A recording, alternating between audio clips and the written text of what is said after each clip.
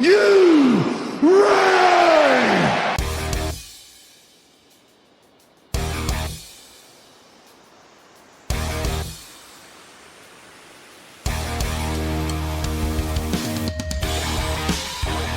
This is the D-Generation cliX podcast with your hosts, Who is Ravage? Ryan Reckman, The name's Ravage. Gonna be. When you take the dynamite tactics of Miles Kane, Hand me that bottle cap. Hand me that paperclip. Grab that twine. Gun wrapper. Asgard to mouth. Tell me when I'm telling lies. and Pete. 'Cause I'm just Pete.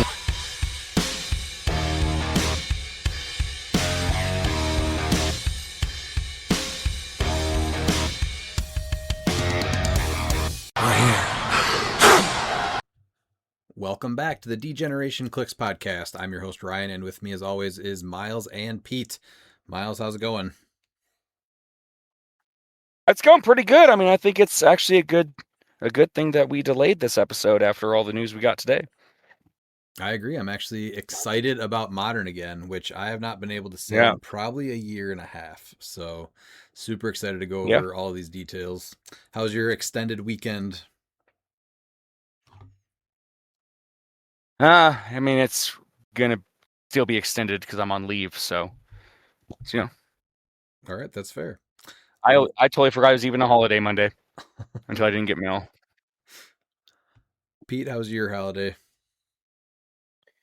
Unfortunately, this is just kind of one of the parts of the work cycle where if it falls on a holiday, you don't get the holiday off. So I've been at work the last couple of days. But I also am excited with the decisions that came down today. And I have to say that my FOMO last week was at an all-time high. But now maybe this is what hope feels like.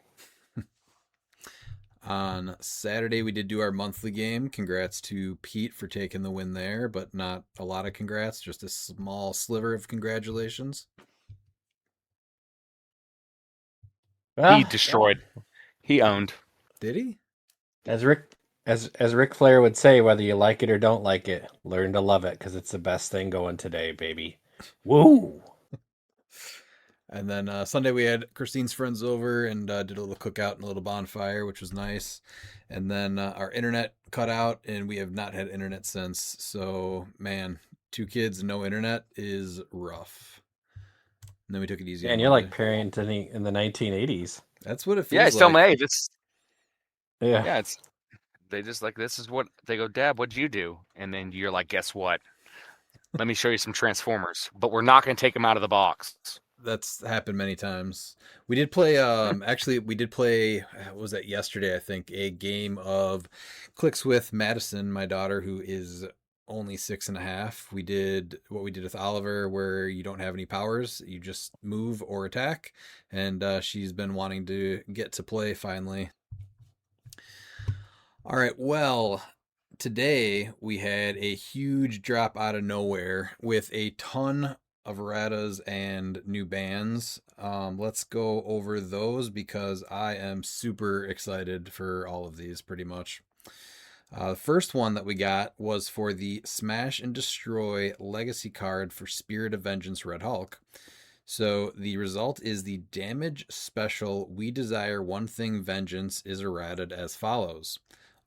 Are there 2 N's in that actually on the card? Yeah, there is. I assume that he's like drawing it out because he's like a monster or a symbiote.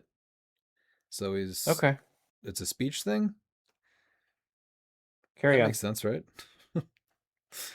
So the old wording is stop. Spirit of Vengeance Red Hulk can't heal when this click is revealed. After resolution, Spirit of Vengeance Red Hulk may generate one of the characters chosen for his pilot trait on its last non-KO click. This game, the generated character can't heal or be replaced, and if it would take damage, instead remove it from the game without scoring it and deal Spirit of Vengeance Red Hulk 1 unavoidable damage. Now, people loved self-damaging him and just shitting out pilots nonstop. So, did you like doing that? Well, I'm afraid I've got some bad news. Well, you can't anymore. So the errata is as follows. new. Stop. Spirit of Vengeance Red Hulk can't heal when this click is revealed by damage from an opposing effect. After resolution, Spirit of Vengeance Red Hulk may generate one of the characters chosen for his pilot trait on his last non-KO click. This game, the generated character can't heal or be replaced, and if it would take damage, instead remove it from the game without scoring it, and deal Spirit of Vengeance Red Hulk 1 unavoidable damage. So for at least many months, we have been preaching, stop this self-damaging stuff for these stupid effects that make these broken pieces or interactions, and that's exactly what finally got fixed. So now it is only going to trigger if it is taken by an effect by an opponent. Or Miles, what were you saying? This one's a little bit tricky because technically his own card is his own effect, which it should still work though, Yeah. right?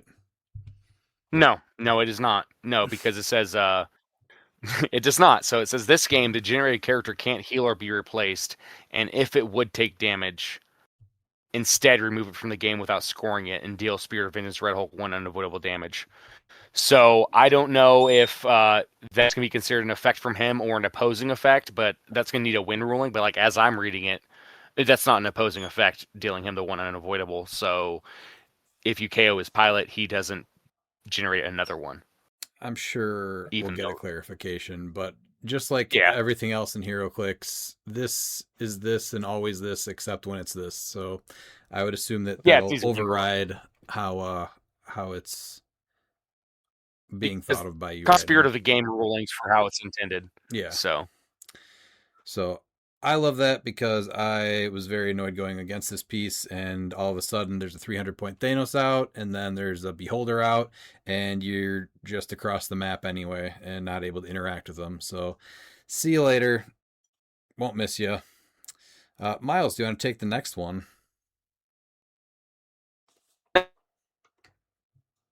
Spider-Verse 051 Spider-Man. I wish Thanos never got the Infinity Gems is errated as followed. When this click is revealed, by damage from an opposing effect, once again, after resolutions, remove all equipment on the map or equipped, and all game elements on sidelines from the game. So once again, it's that Matt Gargan that we were talking about during the review of Venom doesn't work because you're healing it, so it's not from an opposing effect. And once he reaches that stop click, it says that he can't be healed this game, so it's impossible to have that. I guess I can't really say impossible because there is some things in Silver that let you heal opposing figures, so that'd be interesting. What is it? It's from the Future Foundation, that one Marquis of Death, right? Marquis of Death. Yeah, so Marquis of Death can get this to trigger, which is quite hilarious. Yeah. If that ever happened. Yeah. But yeah, did you like dropping Spider-Man off of a ledge and putting Despero on your team to TK him and damage him so that you can take away all the sideline elements and equipment? Well, I'm afraid I've got some bad news. Not anymore. So again, I am very happy with this because this was a terrible interaction where people are just beating up their own Spider-Man across the map and not interacting with their opponent. If you beat up your own Spider-Man too often, you go blind. That is true. All right, what's next, Pete? Strange Tales 057 Loki Sorcerer Supreme. Result: the defense special exile of Shing Tsung is errated as follows. The old way, the way that's gone, the way you can't do anymore. Stop! Period. Super senses 2 backslashes once per game when this click is revealed after resolutions. Choose one. This game, other characters can't use team abilities or special powers. Or the other one, this game, friendly characters have Mystic's team ability, and once per turn, Loki Sorcerer Supreme may re-roll any roll. Nobody's actually ever picked that, right? That's the best one. What are you talking about? That's why the asking. errata is coming, is because of that one ability. Yeah. The new way, the way you have to do it now. Stop! Period. Super senses backslash once per game when this click is revealed by damage from an opposing effect. It's beautiful. It's beautiful to see it written. It's a different font. Not a different font, it's a different font color. It's amazing. It's magical. After resolutions, choose one, and you can still do the same things you could do previously, but now you can't trigger it yourself. Redman, how do you feel about this? Well, I mean, if you did enjoy dropping Loki off of tall buildings or force blasting them into walls, maybe using a one shot or two, or bringing in Beetlejuice to deal him unavoidable damage, Well, I'm afraid I've got some bad news.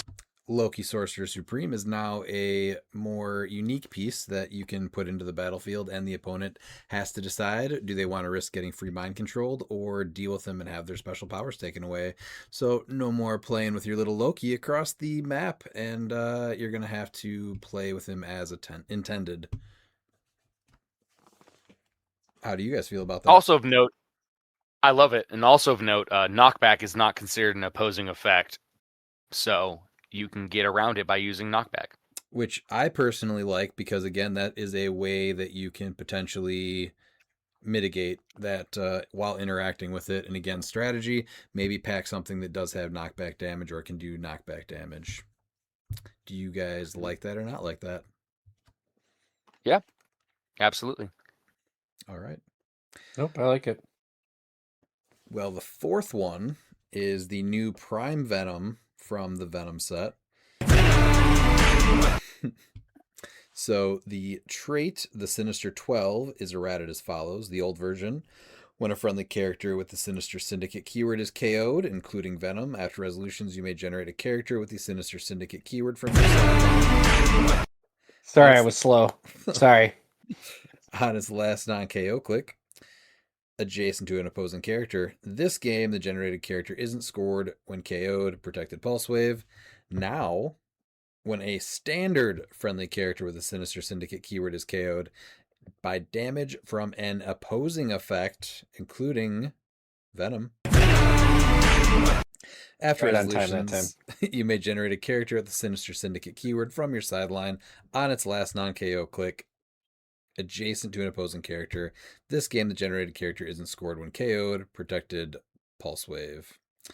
So, did you enjoy making constructs with Sinister Syndicate people and then walking them away to free generate something across the map?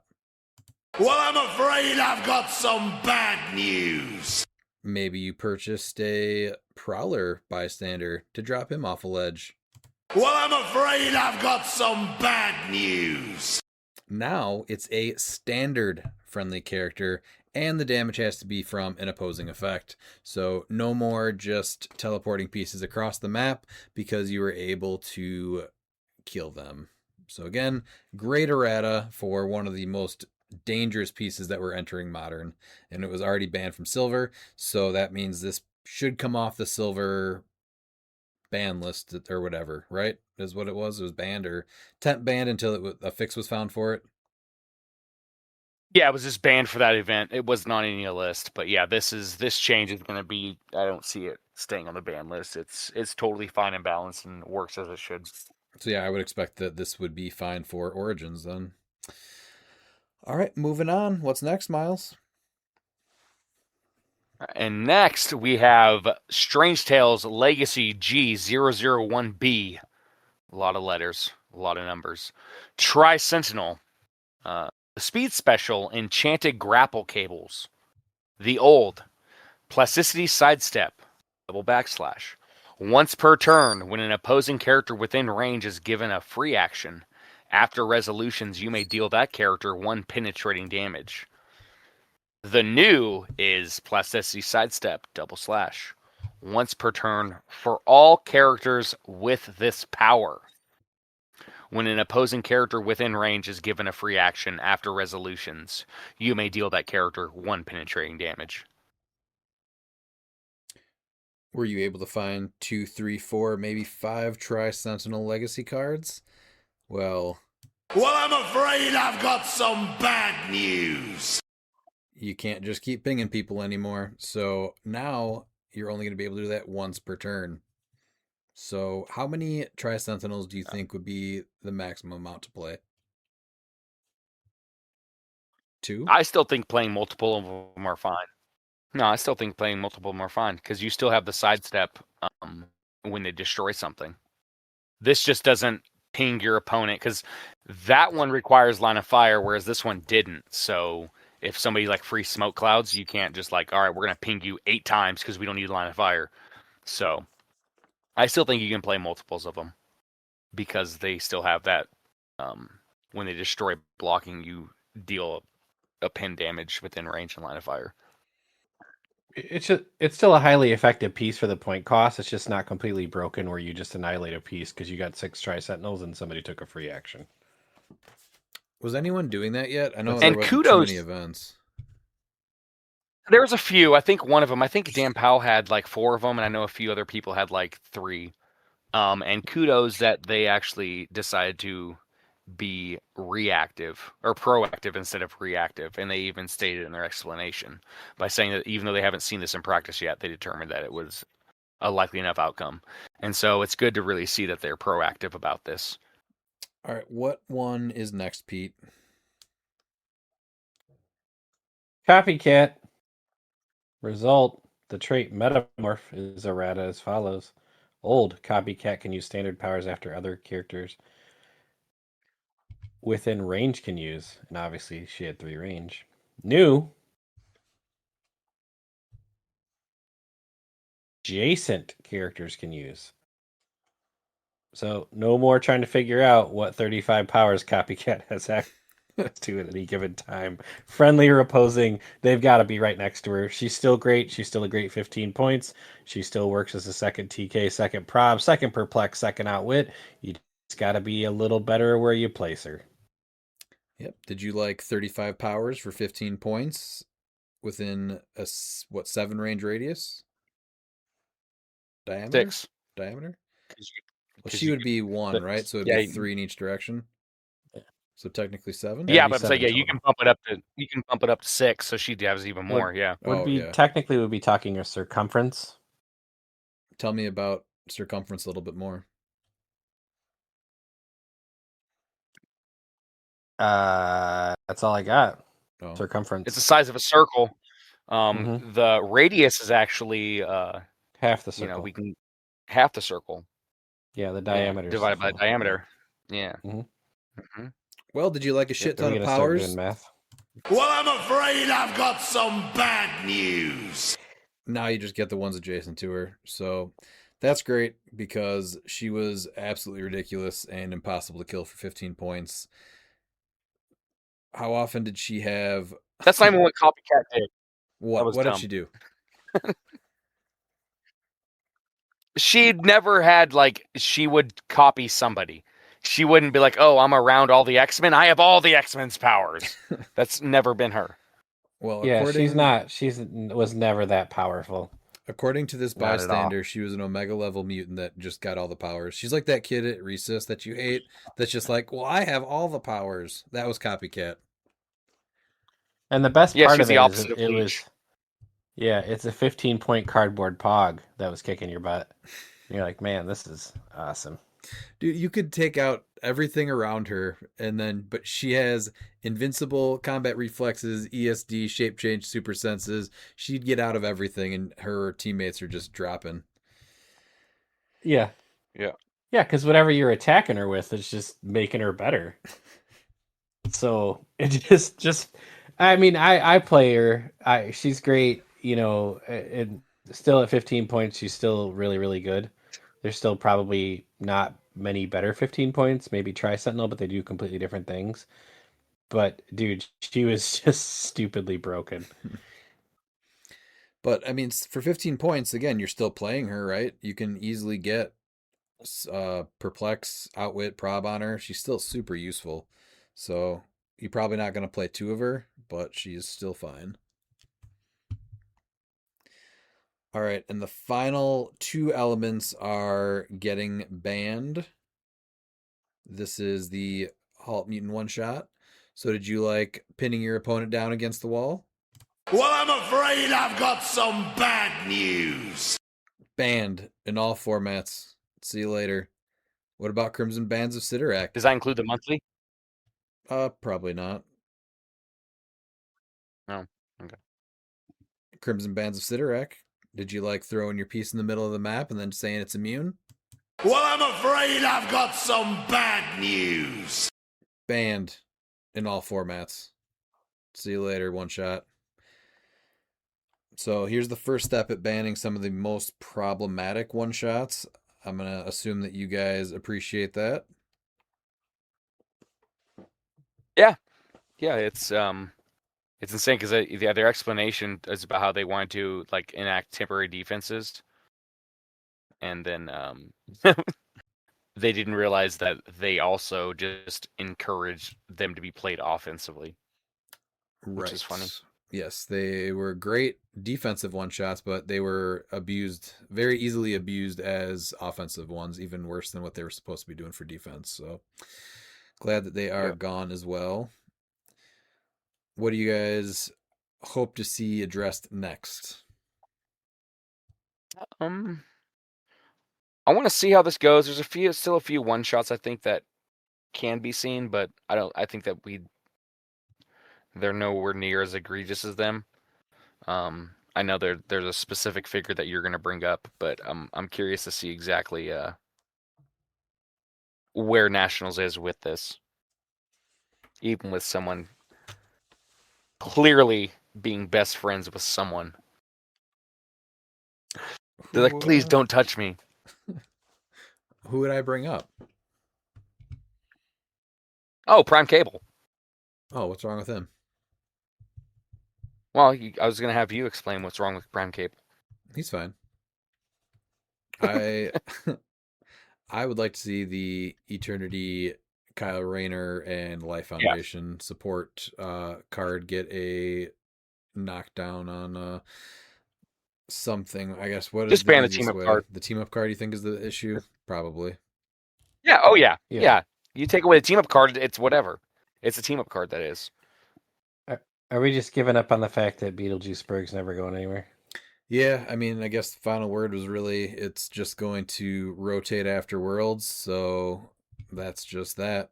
So, well, I was waiting to drop this. Beetlejuiceburg. Couldn't have said it better, Brute. It's unfortunate. I mean, overwhelmingly positive, right? Yeah. We didn't get told there was a watch list that they just watched this time, and thank God Perdegaton's still gone. Bastard piece. Yeah, no watch list, just a list. But but with Nationals coming, that's the best part. That we're not going to see it ruined by these.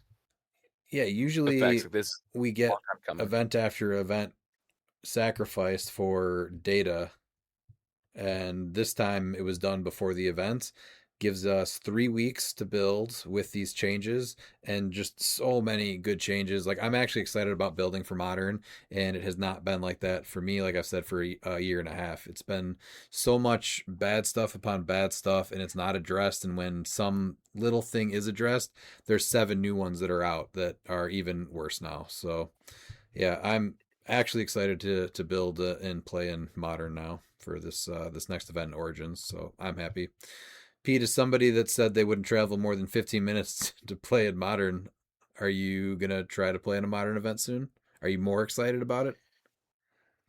Oh, I'm for sure more excited about it. I think the biggest ones to me are the one shots. Those are 2 really, really problematic one shots. So those just being gone is amazing. And I get it. They try things for flavor, but anybody that didn't think that was going to get used offensively, like, just didn't think through how it was going to get used. The other stuff is great. Like, we've said, I don't know how many times, stop letting you self-damage and cause these effects. And so now all these pieces are dependent upon your opponent to make a choice to activate them. You can still play them. I mean, I don't think Spirit of Vengeance is a terrible attacker. I don't think, Loki Sorcerer Supreme is a bad mind controller, bad figure that way, but you gotta make your opponent want to take him out now or want to activate him, and I think that's huge. Gauntlet Spidey, I don't know why anybody would ever do that, but until he's like the last thing on the board, but that's just me. Yeah, I've seen plenty of games where someone just scores, 40 points right out of the gate and then just barriers up and stops playing the game pretty much. And man, that's a rough game to be involved in or watched. So, what I would love to see though too is that this was the four biggest offenders of self-damaging, right? That I Yeah. can think of. Yeah. And they were all fixed with the same wording. So I really hope that in the future, I don't know how long it takes to, make a set and get the new wording out, like we saw with the pilots, right? They had to errata all the pilots, but now the pilots coming out have that fix. I really hope that this is a turn in the right direction where now every time there's a strong effect that's attached to a stop click like this, it says by an opposing effect, or Venom where it says, standard character instead of bystander. And again, an opposing effect. So there's so many strong things that are just reined in by those few words. So I'm optimistic and excited.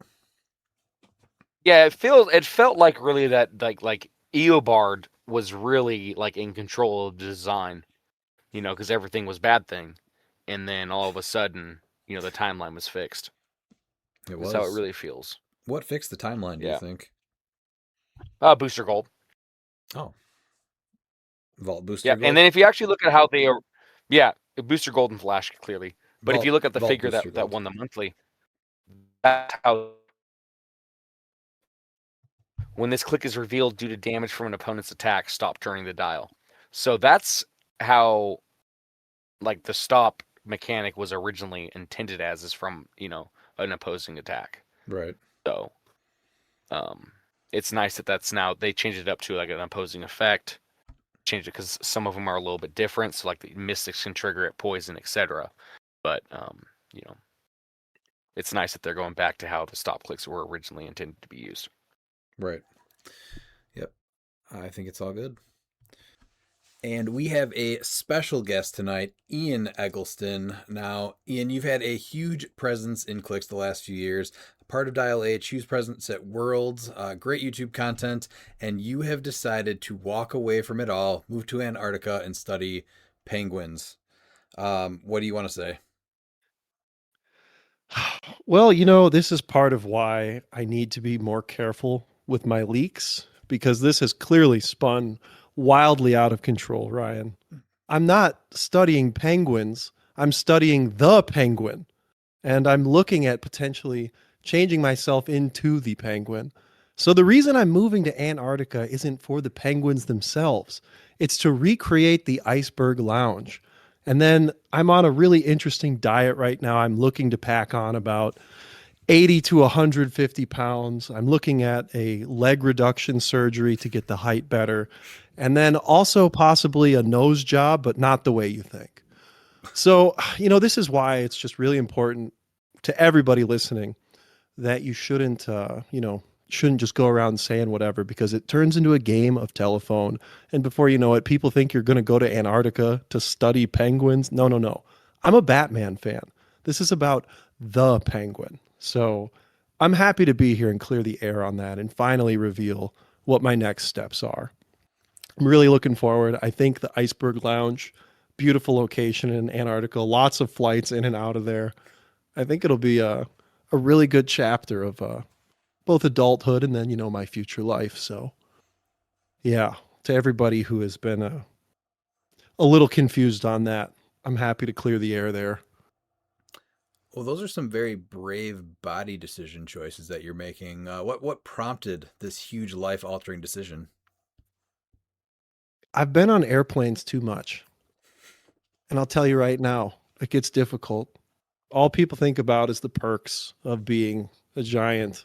They don't think about the things like flying or maybe getting a pair of shoes that you like. You know how rare it is to find, not even shoes at that point, but flippers. And so it ultimately will, I think, make a lot of things more accessible to me. And also, I think really sell the idea of the Iceberg Lounge. If you're not meeting the penguin, which will be me eventually, what's the point? What's the length of time that this whole transition is supposed to take place? So the gaining weight part is definitely going to be the most difficult. I've got the surgeries lined up. I think I've got a good doctor there. We'll see. I think it was like a Hugo. He had some kind of strange last name. I can't remember exactly, but he said he could do a good job and for cheap too. But yeah, the gaining weight is definitely going to take some time. High metabolism and all that, but I'm on a strict diet of McDonald's at the moment, so we'll see how that goes. Kind of ebb and flow. Start the day off with like 4 quarter pounders and just kind of work through. Right. You got to push it for the things you really want. And what drew you to the Penguin over, let's say, like Two-Face or Condiment King? I mean, come on. Describe an alpha male for me, Ryan. And I'm pretty sure you're going to end up with a picture of the Penguin. It's that simple. You look at ideals, you see just how society shapes it, and it all points towards Oswald Cobblepot. Oswald Cobblepot. Jeez. Oswald. All right, here, Oswald. so I'll describe your alpha male: the short, stocky, pale, sharply dressed in tuxedos or expensive suits. All right. Exactly. And that's what'll get you places. So for those listening, highly encourage you to consider doing the same. For the younger crowd, I'm sure you've been seeing things about Clavicular, the looks maxer. Personally, I think he's got it all wrong. He's going in the wrong direction. So be honest, how many top hats have you looked at online? No, that is something that I think needs to stay in the dark for the time being. Okay. It's embarrassing. Too many, I would say. Yeah, this whole Penguin. Are you leaning more towards classic DC Penguin, or are you going straight Danny DeVito from the movie? I'm glad you asked, Pete. I think the distinction is important. I do want to have a little bit of a wild side. So I think the Danny DeVito look is the way to go here. If somebody gets the idea to maybe act out in the lounge, knowing that I may bite your nose off, I think that's a good a look to have. It's just an extra form of security. So the Danny DeVito look, I really think, is my best bet here. Now the Condiment King squirting mayo on a glizzy, that's just completely ruled out. Then you are dead set on this Penguin and lounge in Antarctica. Is that correct? That is correct. And oh my God, who puts mayo on a hot dog? Have you tried it? Halt that. Have you tried it? I'm already not like a huge mayo guy. Mayo is something where it's like, if it's on there, sure. But if there's a lot of it, I'm like, on a hot dog? Yeah. Yeah, you got to see. Not always. Yeah, Not always. You put mayonnaise on there, but no, sometimes, yeah, you Get go ahead and creative. mix it up with the ketchup, that fry sauce. Yeah, I think mayonnaise makes everything better. It does. It makes cakes healthier. I'm like the least picky eater ever, but mayo is one of those things that I'm kind of just like about. I don't know. On a hot dog though, like, do you put anything else with it, or literally just a mayo dog? You can do mustard. I did a mayo and shredded cheese dog once. That wasn't bad. Mustard also helps though. Okay, I don't know. I feel like hot dogs are pretty universal. If it was just like a mayo dog, it's all about. I don't know. It's not just the mayo dog. Okay, so this is complimentary. Yeah, I've ate just mayo He's dogs, actually just putting mayo on a hot dog bun and just skipping the hot dog. Yeah. I just give me the bread. Oh my gosh. No, that just, oh God, I'm thinking about what that looks like too. Just like white sauce on a hot. No, I'm passing on that one. No, thank you. It looks like heaven. I'll be honest. We'll put a pin one of on my it. Or favorites, pin yeah. in it. We'll put a pin in it. We'll put a pin in it for now. I don't know, because the thing is, I feel like you can load up a hot dog with anything, like chili cheese dogs, incredible. Yeah. Ketchup, mustard, relish, all that. But mayo, I don't know. That just, it's uncharted waters for me, and I'm already not a mayo guy. We'll try it. They serve hot dogs at Worlds, so maybe Worlds, if you can make it back from Antarctica. For a long time, the Dial H guys and I, we had a long-standing thing where we'd place various bets, and we never actually did it, but we had a thing where the loser would have to eat the chili glizzy blizzy, which was a chili cheese dog blended into a blizzard. Oh, that sounds delicious. And I'm waiting for either Simeon Calder or myself maybe to actually do that, but it was It's always a funny that you threat of bring up like, glizzy bets because there is a glizzy bet that will be fulfilled at Worlds. is there now? Please Yeah. do tell. Yep. One man here owns the other two men a pocket glizzy eaten out of somebody's pocket. A pocket glizzy. Yep. Yep. Yep. Yep. Has this been talked about on the show? Am I just not caught up? Yeah, it's been. It was back from a Somebody Yeah. here was making bets based on percentages, and It was a they have to CCO. eat a glizzy. Yeah, because he thought Rebin thought that there's gonna be a lot more theme teams, and I'm like, no, it's gonna be 40%, and he was at Oh, like Ryan has to eat the 70? pocket glizzy? Yep, out of my Yep. pocket. Yeah. Oh no.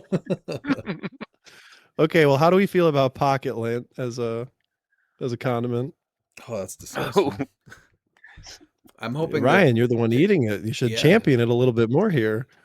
I just suggested mayo on a hot dog. I'm not going with lint, but maybe if we line or keep the hot dog in the foil, it'll be okay.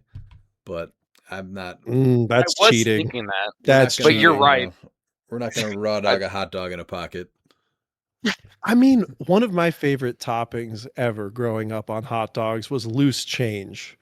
I don't know how the rest of you guys feel about that, but that was always one of my favorites. You might want to revisit that then. The penguin could put on quite a bit of weight that way. Well, you're telling me to try mayo. I'm telling you to eat a penny or two.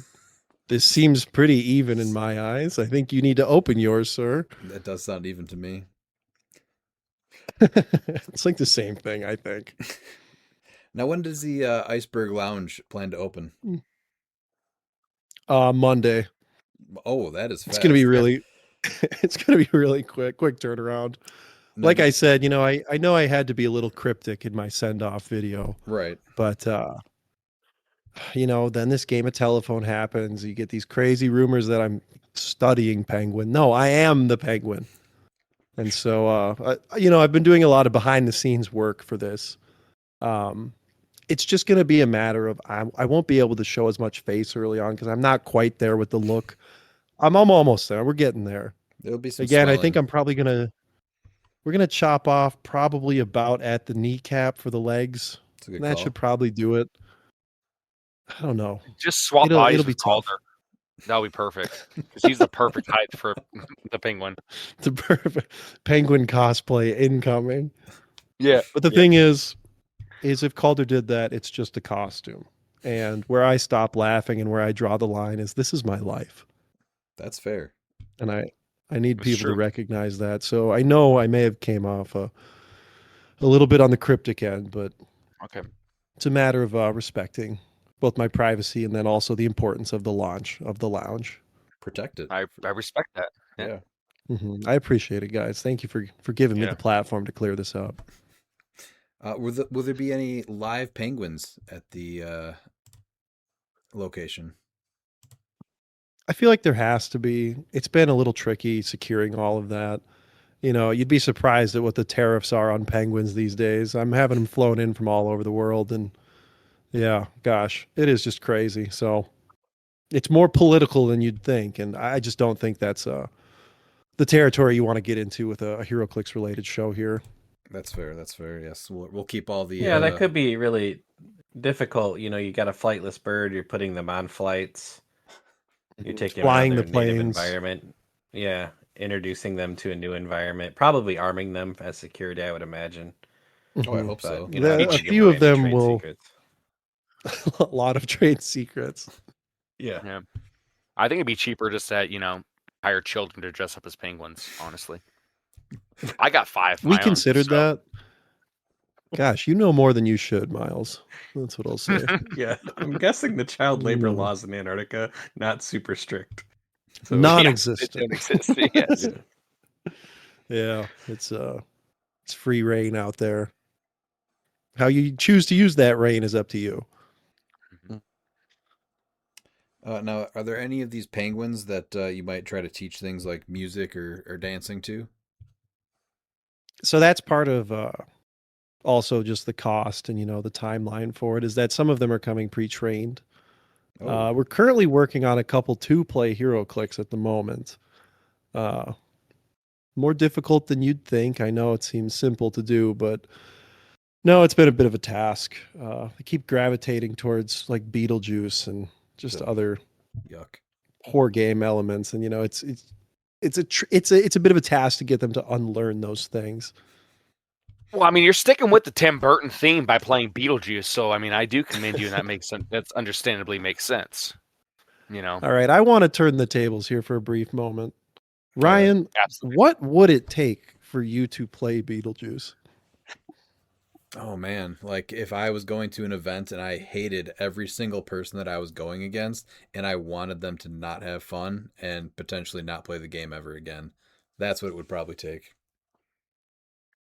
So nobody could incentivize you or line your pockets. There's nothing that would entice you to play Beetlejuice. You would have to be in the spirit to destroy to play him. Yeah, I mean, realistically, like I play this game to have fun, and when you take away what makes the game fun and the unique things that are done with things like free actions and just saying that these pieces aren't fun, I don't want to play then. So building a team that doesn't have that just sounds miserable. And driving to an event, and what is it going to be then? Rogue, Beetlejuice, and 100 more points? Yeah, Iceman. Iceman? That's your modern team. That's so Yeah, that's boring. your, that's your I can't do that all Pocket day. Glizzy with Lint, or you play that at Nationals. Alternatively, for each of you guys, what would you say? Because, I have listened to the segments of your show because I am a curious person. I like to stay informed on kind of the thoughts, especially around like watch list times. If Beetlejuice is like the antithesis of fun, can you guys each give me what has been your most fun figure for like this modern rotation? I know you guys. Well, Miles, honestly, you're a wild card. I don't know what you lean towards. You have something crazy every time. It's like Pete, it Calendar seems Man. like Phoenix Thor has Yeah. been a big one for you. Ryan, you're also kind of a wild card, but at the same time, it's like talking a lot of trash about Beetlejuice when you played Rogue, Nico, and Hydra at CCO. Just saying. Well, Just saying. they're kind of proof with the other stuff that's going to ruin my time. So I would rather play something else, but at least I know that I can play my team that I'm going with those pieces. That's fair. I will say Hydra is a lot of fun though. That's definitely up there with one of my most fun pieces, but that's because it just I does so believe that. much. It does so much. Yeah, I mean, it's you had pointed out the other night too that it just also looks like so cool Oh, it's that sick. it's hard to Oh, push away. So yeah. would you say that that's like if Beetlejuice is the antithesis, and this doesn't have to be like a factual statement in any sense, just spur of the moment. What is like the thesis of fun if you had to pick one piece? And I'd Swamp like to Thing. hear all of you guys weigh in on that. What do you mean exactly? So like Beetlejuice takes things away. He, in your words, makes everyone not have a good time. Yeah. So like what's the piece that you think like makes people have fun? Like an example for me, like, and I think this kind of checks every box. Like I always thought that Sicarian Iron Man was an excellent piece because he never felt bad to play against. He was a ton of fun to play with, and he just slotted in a lot of places. Like he never felt out of place. I think Arachnite is another example of that. Like I've played against him a million times, and I've never been like really frustrated by that piece. And anytime I play with him, I'm always like, oh my gosh, like this is so good. Mm-hmm. For modern, for me, for that the example of that piece, let me think a little harder. I don't know if this quite checks the boxes in the same way that those two figures do, but for me, like Lobo has been the piece where I'm excited to build with him. I'm excited to play with him. I've played against him a couple times, but even then, like, it was pretty fun. I played a Lobo mirror match, and that was like a blast. So I wouldn't say like Lobo's like the thesis of fun, but he's certainly one of them. He's maybe a sub point in the thesis. So Does that make sense? Yeah. So this is Lobo's a really good example right here. So Lobo is a piece that you can absolutely put as the anchor point of a team and build around that team, right? You're looking at the team abilities and what you can throw on there for 20 or 30 points. Now, right after he came out, there was a piece that completely eliminates team abilities, and you can trigger him on your own side of the map. So that's a perfect example of, I haven't played Lobo a ton, but I like that idea. I think that's an awesome thing for someone to build around. They have fun with it. And Loki would be a very similar equivalent as Beetlejuice, where it says, no, you can't play your team. You can't do what you want to. So there. So I think what's fun is that you can play the team that you brought, and I'm not going to tell you that you can't play your team with what I brought. That's fair. What's what's your figure that embodies that though? I guess like, outside of Hydra, do you have man. anything that's just been like, I love this? I mean, I love pulse waving the shit out of everybody with Prime Cable. That's been a lot of fun. I actually super glued a Mjolnir to Prime Cable's hand. Nice. You mean the universal weapon? Yeah, what did I say? No, not Mjolnir, sorry. The universal weapon. Yeah. Well, that one gave pulse wave too, so I was like, to each their own, I guess. It's a little more expensive, but sure. I ball hard even with my primes. I'll spend an extra 10 points that I don't need to. No, but the Prime Cable has been fun. I know people are still not great about defending against him. Just maybe pack a little barrier. Pete, you like getting pulse waved by Cable, right? I haven't had a big problem with playing Evil, honestly, because I think you can defend against it, and I've played him too. Now, do I think you should be able to do it twice in one turn? Not really, but Fair. So Miles, you said Swamp Thing. That's like your go-to Yes. right now. Seems to be Yeah, for a well, while. no, I know not you guys won the 2v2 using Swamp Thing. So I started playing him, and then Juice became legal, and I didn't, because if Juice shuts off the freeze, Swamp Thing has all the freeze and is able to, I think, be a Swiss Army knife of how to play. Because if you look at his entire thing, he has first trait alone, free generate a plant marker, and then he has free make a close attack, but only target character occupying a plant marker, free choose a size, and then he has a free remove any one plant terrain marker within 4 squares, to then use regeneration as free. And so that's going to be the complete opposite of what Beetlejuice is. I think that Swamp Thing in the meta with figures like Rogue, and I think that the duos, we were able to show that Swamp Thing was just as good and able to keep up with Rogue. And you're able to play him completely different depending on what team. So Swamp Thing's going to be one of those figures that you're going to build around, and you can play to his strengths of whatever you want. If you want to make him to a giant attacker, you can. If you want to make him into a tiny support that's also going to be able to attack to protect your other support pieces, you can. So he really is that Swiss Army knife of the antithesis of the opposite of what Beetlejuice does. Beetlejuice says, that figures can't make these things. Whereas you're going to have Swamp Thing that's going to be able to be that Swiss Army knife of whatever you need to do for creative team builders. And I think it's also very important to the fact that he's also very comic accurate. He looks, with only 7 clicks, he looks like he's overcosted at 95 points. But I think at the duos, when you see some of those videos of me and Pete playing him, he was worth every single one of those 95 points, because you can just destroy a team. He has those 2 things that when you have a main attacker at 100 points, you want to be able to attack multiple times. And there's just so much you can do with him that you just can't with Beetlejuice in the meta. I think that there is ways to shut off freeze potentially. I've actually used the power battery several times, and I'll to be honest, it is so hard to actually make that effective with that power. Eliminating freeze is one thing. Completely saying at force construction that these figures aren't going to be playable, I think is going to be the main issue. Sure. So that all makes sense, and I agree with you that when Swamp Thing came out, people definitely looked at him like, "Oof, 95 points, that's a lot." And he has been that kind of slow burn where people are, I think, getting more and more hip to him, and I've certainly enjoyed playing him the few times I had. Playing against him, though, he was the same. He's like, oh man, he's too many points at 80. He's only playable at 50. That's what a few people said. And then all of a sudden, he's winning at 80 because he goes from a $30 prime to an $80, to a $120 prime, because It's like, well, I was wrong about that. I guess he is playable at 80.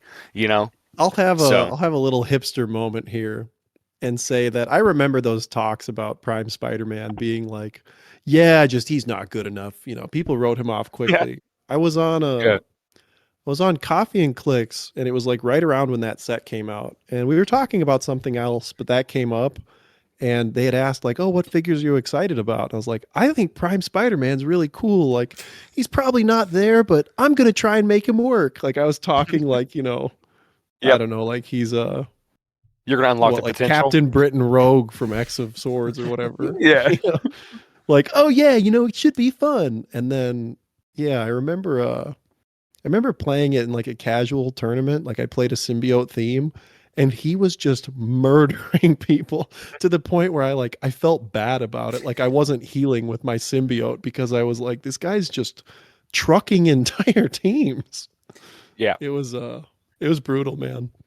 Yeah, I don't know how he wasn't looked at immediately and said this piece is amazing. I think I was one of maybe two people that played him at the Kilted Clicks Classic that was in Chicago like a month after the set dropped. That would have been 2000, is that 23 maybe? Does I that want to sound say right? 23. Yeah, that sounds about right. Yeah. And just yeah, nobody Well, was on him. the big thing that happened was Jackson Smith was playing him online a ton. And I think he won like 4 events in a row by using like MOE and Mephisto in tandem with him. And I think that's the moment that it really started to unlock for people is when they realized like, oh, he can like go unlimited. Right. The If you don't pacing deal with him, he's doing this every single turn. And then that MOE was around the unlocked him. time of like, yeah, the Necro sword as well, obviously, but yeah, Prime Spider-Man still nasty. I still like building with him. I've built a lot of detective theme teams with him in Silver that still need to be tested, but I don't know. There's some pretty fun combos you can do with like him and Black Lantern Batman, like have him carry a grave token, then Batman can like teleport. It's a good time. Yeah. Pete, what piece would you say is the definition of that for you? Right now it falls into one of two. I would either go with Prime A-Bomb. Both of my pieces are just going to be premium attackers. I like to get in and roll dice, so that's probably one of the better close attackers in the game currently. Plus, he themes with Brute, which we love. He stops a lot of extra damage on your team by stopping knockback, and you can't affect terrain when he's on the board. So the opposing characters can't be given terrain actions, which is one of his more underrated things that you forget about. So he's a ton of fun. Requires a couple outwits to deal with because you got to get rid of his uh, power, his defensive power at the bottom.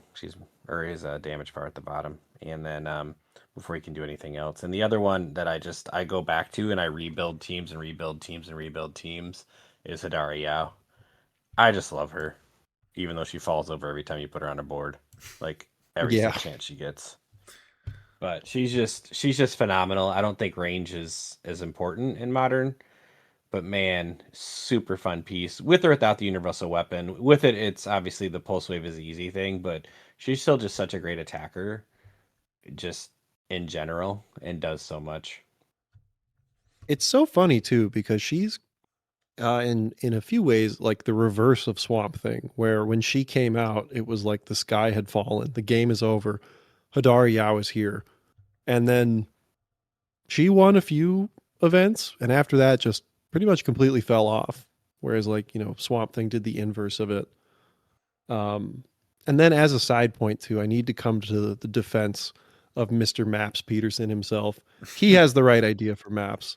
What? For literally like Yeah. for a majority of the time I played HeroClix, it was well, I guess more in like not even recency. Like HeroClix is kind of eras for me. I was like kind of like at what point of school I was in. But like around high school, I was primarily playing like with one person named Luke, and even into college as well. And I am not kidding when I say pretty much the only map we played on was Wayne Manor. There's a couple pieces of blocking, some hindering terrain, but other than that, it was an open map. We'd meet in the middle and fight, and that's HeroClix. And I would also like to speak for Calder and say that he would agree with this as well. Give me the open map. I don't want to play a game of chicken or back and forth. I want to get to the middle and roll. Is And if you're not going to come positioning- to me, Alpha Strike drop off. positioning just isn't. Hey, you're not wrong. enjoyable? So the game when Ian's talking about is because I played during the same era. Positioning was key. The difference was there was no alpha. So that's why the maps were open, where you had the elevated, you had the blocking. Positioning was still key. Just I don't know, man. placement, but I played in the JLA team base era. I played in the Heroes for Hire Ghost Rider era. I'm The talking Alpha about way Strikes before were- that. I'm talking about pre-card era. Okay, So when- Fire Lord getting carried up by Vulture. That was fixed. Yeah, that was fixed pretty quick to where you couldn't take actions after that. Yeah. And then, like Yeah. Nightcrawler wasn't like he was a full map with a TK, because 10 square TK that you didn't really need line of fire for with a 14 speed. And Nightcrawler was a menace. You're right though, Miles. Like alphas were not what they were today. So like No. but still, like, I mean, I definitely like these days, a lot of the matches I end up playing is, people come over and I'll play with them and we just kind of fish out whatever and play whatever. So it's never like a lot of the times I'm playing HeroClix, like I build very thought out teams. But when I'm actually playing, a lot of the time it's just like, yeah, I grab some pieces from the box I'm excited about, like, let's get to it, So give me yeah, your I don't know. I'm an opinion- open map man. Give me your opinion on doors and windows then. Legitimately the worst thing ever. I have PTSD from doors and windows. Oh my Why? god. What is wrong? This has been such a let's great see. night. Thank you, Ian. Of course. Of He course. did remove his doors in his new apartment. I saw. So I mean, he's Yeah. not lying. No more doors for me. And also the walls. Like there was barely any walls. So he does like open. I went to so when I was in college, I was like in and out of the meta. Like I knew like the meta pieces. Like I would say I understood the macro of the game, but like micro play, I was kind of like, yeah, I'll figure it out. I used to be, a lot more well versed in that stuff, but I think kind of as I've weaned from actually being a competitive player, those skills go away. So my positioning is probably just absolute dog doo-doo at this point. But what had happened, I went to a states tournament. I didn't even know what the map Ancient Hold was. Probably like, I don't know. I've got a few stories like this, but we'll stick to this one. One of the I hate that map. best. Top That map three. was. You I remember. disgust me. Top. I 3 remember maps coming ever. back to the game, and Top that was 3 the first worst map I got maps put ever, on. Sure. Yeah, and I'm like, this makes me not want to play. I remember that Dude. being the first map in 14 years I played on, and I'm like, this sucks. I can't remember exactly what happened, but I think I had like a Dark Phoenix Retail and like I think I had the 2x2 Magneto on my team. And if I'm not mistaken, like a Tri-Sentinel like walked across the map, blew up a door and window and was like, yeah, those things are dead now. I'm like, why? They're like, because that's like terrain. And I'm like, where is it terrain? Oh, you see that tiny little like, check, like not even what, a dashed pattern on it? Yeah, that's Yeah. a window. So Dark Phoenix was killed by glass. That checks out. Yeah, She's fragile. that checks out. Checks out as a bad map. I agree. Oh, Ancient man. Hold, I legitimately, after that match, I won that match too. I said, I never want to play on this match again. I then went to play my next round, got put on Ancient Hold and lost. And I was like, you know what? Let's just go home. I'm okay. Man, top 3 maps ever. Very sad to hear That's that. crazy. The number 1 map is Wayne Manor. That's not up for debate. The number 2 map for me would probably be the Coliseum from Mutations and Monsters, just because, again, Yep. Matt, you got to check this one out, dude. This has It's your name amazing. written all over it. It already sounds It's for terrible. 4 And players. I know nothing about it. I'm looking at Wayne Manor, and I think, you know what, Ian, we have a list of the great maps that we celebrate, and this one's going to get put on there. I I approve. love it. I'm I'm gonna get a solid gold copy for you. So Oh, I have amazing. 3 of those Monsters and Mutation maps. I will send you one, Pete. What It is is it? What's the amazing. name of the map I need to check out here? I believe it's called the Coliseum. Maybe it's like Warbound Coliseum, but it's legitimately a 4-player map where there's like maybe 4 squares of blocking, and then every corner is like give or take like a 4x4, 5x5 of elevated, but it's like in Yes. a triangular pattern. sounds like trash. Yeah, it's the arena. It's amazing. All right, It's- guys. it's So for Gladiator my Arena. turn, I'm gonna blow up this wall. I'm gonna sidestep through this wall, and then I'm gonna barrier. I'll pass the turn. Yeah, that's a good strategy. Average Ryan Redman experience. Well, Yep. it sounds like you're just run, shoot, charge, flurry, shoot, TK. Actually, sir, I barriered 14 times, so none of that happened. No, I honestly I understand like why these maps are prominent and like why people play on them. I think I don't know, if I was more geared towards like if I was still like playing in the bigger tournaments, I still don't think I would like these maps, but I would adjust. Like I was at a state tournament this last time in Nebraska. I was playing a Lobo team and I played against a Rogue Prime team, which was already just like, ugh. And they put me, I literally had not seen this map. They put me on the new Phoenix Nest headquarters. Oh yeah. And yeah, it was literally just like 4,000 walls and pieces of blocking. And it's like, what are we doing here?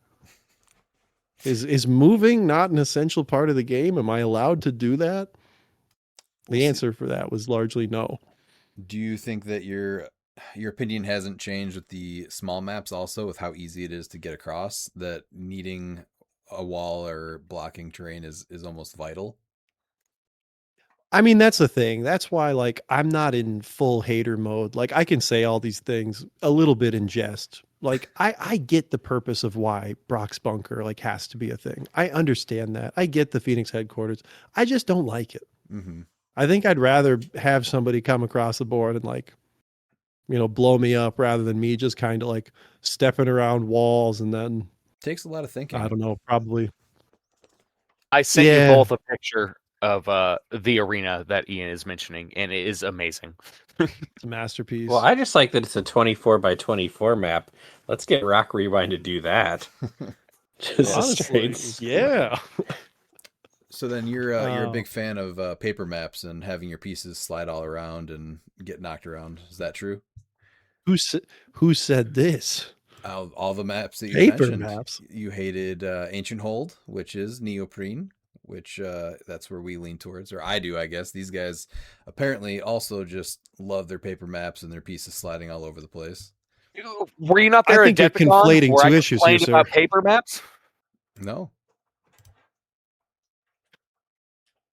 Jeez. I would like to say, okay, we'll make some cases for good maps with a lot of terrain because I'm not as far in the deep end as you are here, Pete. I'm sorry. I prefer these maps, but there are some good maps with a lot of terrain. I think one that I did actually enjoy was Hedge Maze. I do like that map. Okay. It's not as convoluted as Ancient Hold is. There's like still pathways, like it feels okay. The new the D&D map, why can't I think of the name of it? The one that they Ancient handed Labyrinth? out. Oh gosh. Ancient that Labyrinth. one. Well, that's Oh, one I man. didn't expect. I really I don't know, in the matches I've played on that, again, like very casually, I haven't minded that one like as much because there's like clear enough paths to do stuff. I don't know. Another thing I hate, and I will stand on this forever, there's nothing you can do to change this opinion, is when you have a wall on elevated terrain. I do not like that at all. Do you know how Not they a Yeah. fan of it. Do you know how they work? Do we need to know how they work, Pete? Well, Pete, Well, they you go know, all they go the whole way up. You can just blow them up, Ian. from either side. I know you They're can on just blow both them elevations. up. Yeah. I'm just saying, But- like, I'm not going to be picking the map with that. So, you know, if when it comes up, I'll learn. Yeah. That's usually Pete's get it down go-to then. also. I'll figure it Learn out as we go. Yeah. Yeah. That's how I felt about WWE powers. It's like if it comes up, we'll get on board with it. I'll be honest, I'm not a wrestling guy. I know you guys all are. Yeah, it never came up. I could not tell you, I think, a single WWE power. I think what you're saying is that we need to take you to a wrestling event, and I think that will sell you. Watching it on Man. TV is one thing, but if you go to an event in person, I think that's when you're able to actually enjoy it more. We just hosted WrestleMania across the street. I think it was like the first weekend of May. And I suppose I can talk about this a bit now. Like we had like the whole WrestleMania crew like staying with us, and they were all incredibly nice people. So Oh, they were at your hotel? Maybe. That's cool. Oh, that was Yeah. your hotel where CM Punk got attacked by a fan, or attacked a fan. it was Did you have in. to deal with that? I am not aware of that situation. I'm not sure if that was it in Omaha? WrestleMania was Might have- in Las Vegas. Vegas. Yes, never mind. So, Oh. okay, so this Oh, was sorry. This It was a different Monday issue. Okay. Monday Night Raw. Excuse me, not WrestleMania. Oh, okay. I'm Monday Night Raw is what I was thinking of. I was gonna say I don't Okay. think I ran into any wrestlers, but yeah, like we had a number of the people staying with us, and it was pretty cool. Yeah. Either way, Yeah, open maps We're taking to an event. I agree. way better than closed maps. Hard to disagree. Miles, as of right now, it's 1-2. Where do you want to hang your hat? Well, I have been preaching this. I think that the improved targeting and improved movements have been getting out of hand, and that's to do with the amount of terrain on maps. And I think that if the improved targeting and improved movement slows down, then you're going to be able to get more open maps, because then you're going to be able to actually utilize stealth more and everything. That's the reason why, because that's why we have so much improved movement, destroy blocking, to mitigate all the blocking on maps, which creates figures like Rogue that creates other problems. And so if you lower the amount of the improved movement and improved targeting, then you're able to also mitigate and make open maps feel better to play on. I would agree with that. So I feel like you did not answer the question.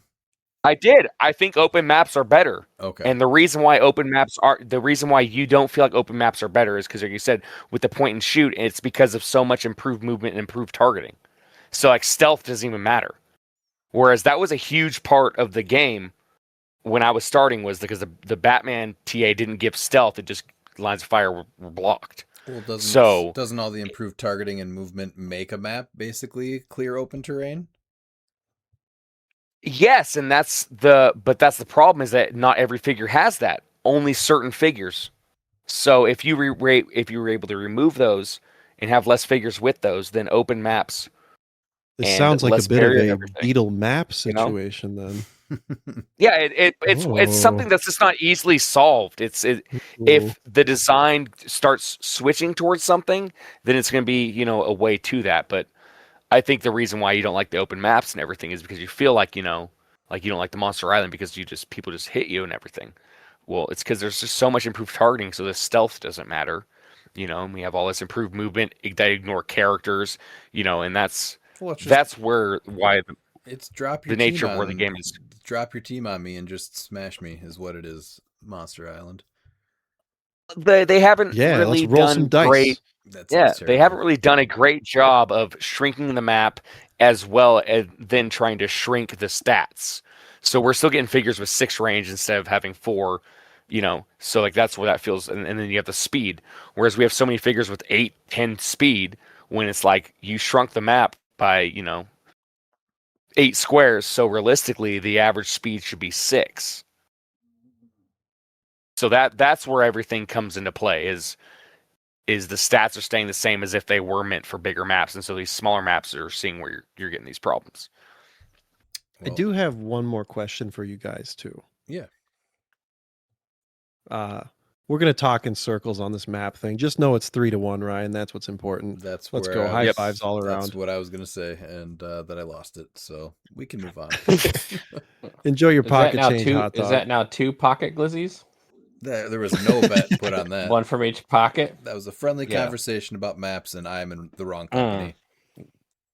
I think you got to put it in like an old person's pocket, so when the hot dog comes out, there's maybe like a Werther's original on there, like stuck to it. We can all Can we linty pick and a random gross. pocket? Like a clip from Because that Ren and gets Stimpy. really weird. Yeah. Or maybe it's like I a have an idea. magician, and the hot dogs just keep coming out like they're links. He's like pulling them out, like da-da-da-da-da-da-da-da-da. Instead of Got a a lot bunch of of potential handkerchiefs, here. it's just a bunch of glizzies. Yeah. Where is he getting these? The Joey Why does he Chestnut of have Hero them? Clicks. I'm sorry, got to keep eating it. Not a fan. People have called me a magic Joey Chestnut before. How did you get that comparison? And then he does his act. Yeah. But my last question for the DGen boys, because this is the hottest podcast for discussing all things Beetlejuice. I think an argument for keeping Beetlejuice in the game has been, and I'm not siding with anything here, so I'm not trying to put any spin or bias on it. I'm just saying an argument for people keeping Beetlejuice in the game is like, well, one, they like it, but we're not going there. But two, people say that there are figures that would run too wild with the amount of free actions that they can take. And typically the only example that I'm given is like Spot. Spot would be a problem if Beetlejuice didn't exist. Mm-hmm. Do you guys have any examples of arguments? Yeah, I know I'm not asking you to argue pro Beetlejuice, but do you guys have any figures off the top of your head that you think would need to be looked at again if Beetlejuice was taken off the table? So I think that that's just a poor argument anyway. Spot's definitely the number one offender, potentially maybe Colosseum Cap. That's probably a lower second tier, but realistically, it's a poor band-aid for. So I see. Yeah. Go ahead, Miles. No, so what he's saying is that theoretically Beetlejuice is banned. So what do you think are the figures with all the free actions that people are saying this is trying to be that would run rampant? Well, Juice yeah, isn't like in what's there? that's what I'm saying. What's the Like, next mole that example- pops up that you have to whack? That's exactly There's it. a few. Spot is the main I have- culprit, and then way less. No, It's not I even. don't think so. Well, tell me, Miles. What is it? Spot's What's- What is it? Green Scar.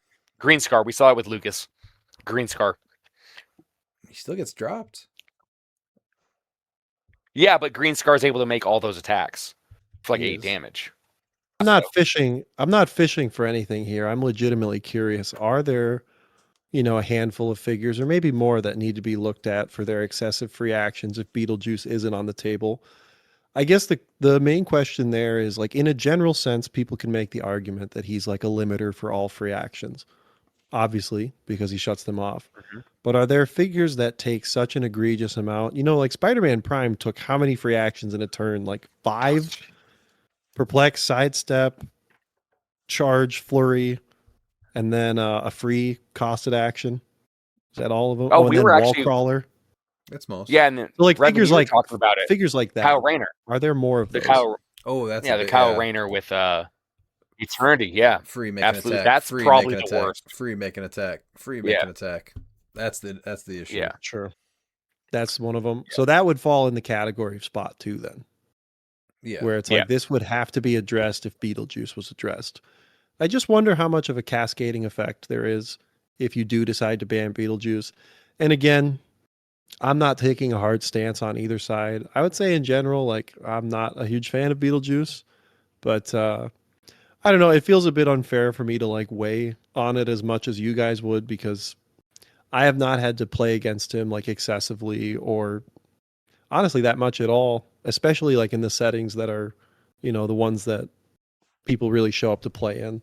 So I'm not trying to be like, oh, look at me, I'm neutral. It's more so like, I don't know if I have enough like true player experience against this figure to I guess really have like a hard stance, if that's fair. so. My take though is that I would rather play the team that I brought to an event against Green Scar, against Spot, against Colosseum Cap, than against Beetlejuice.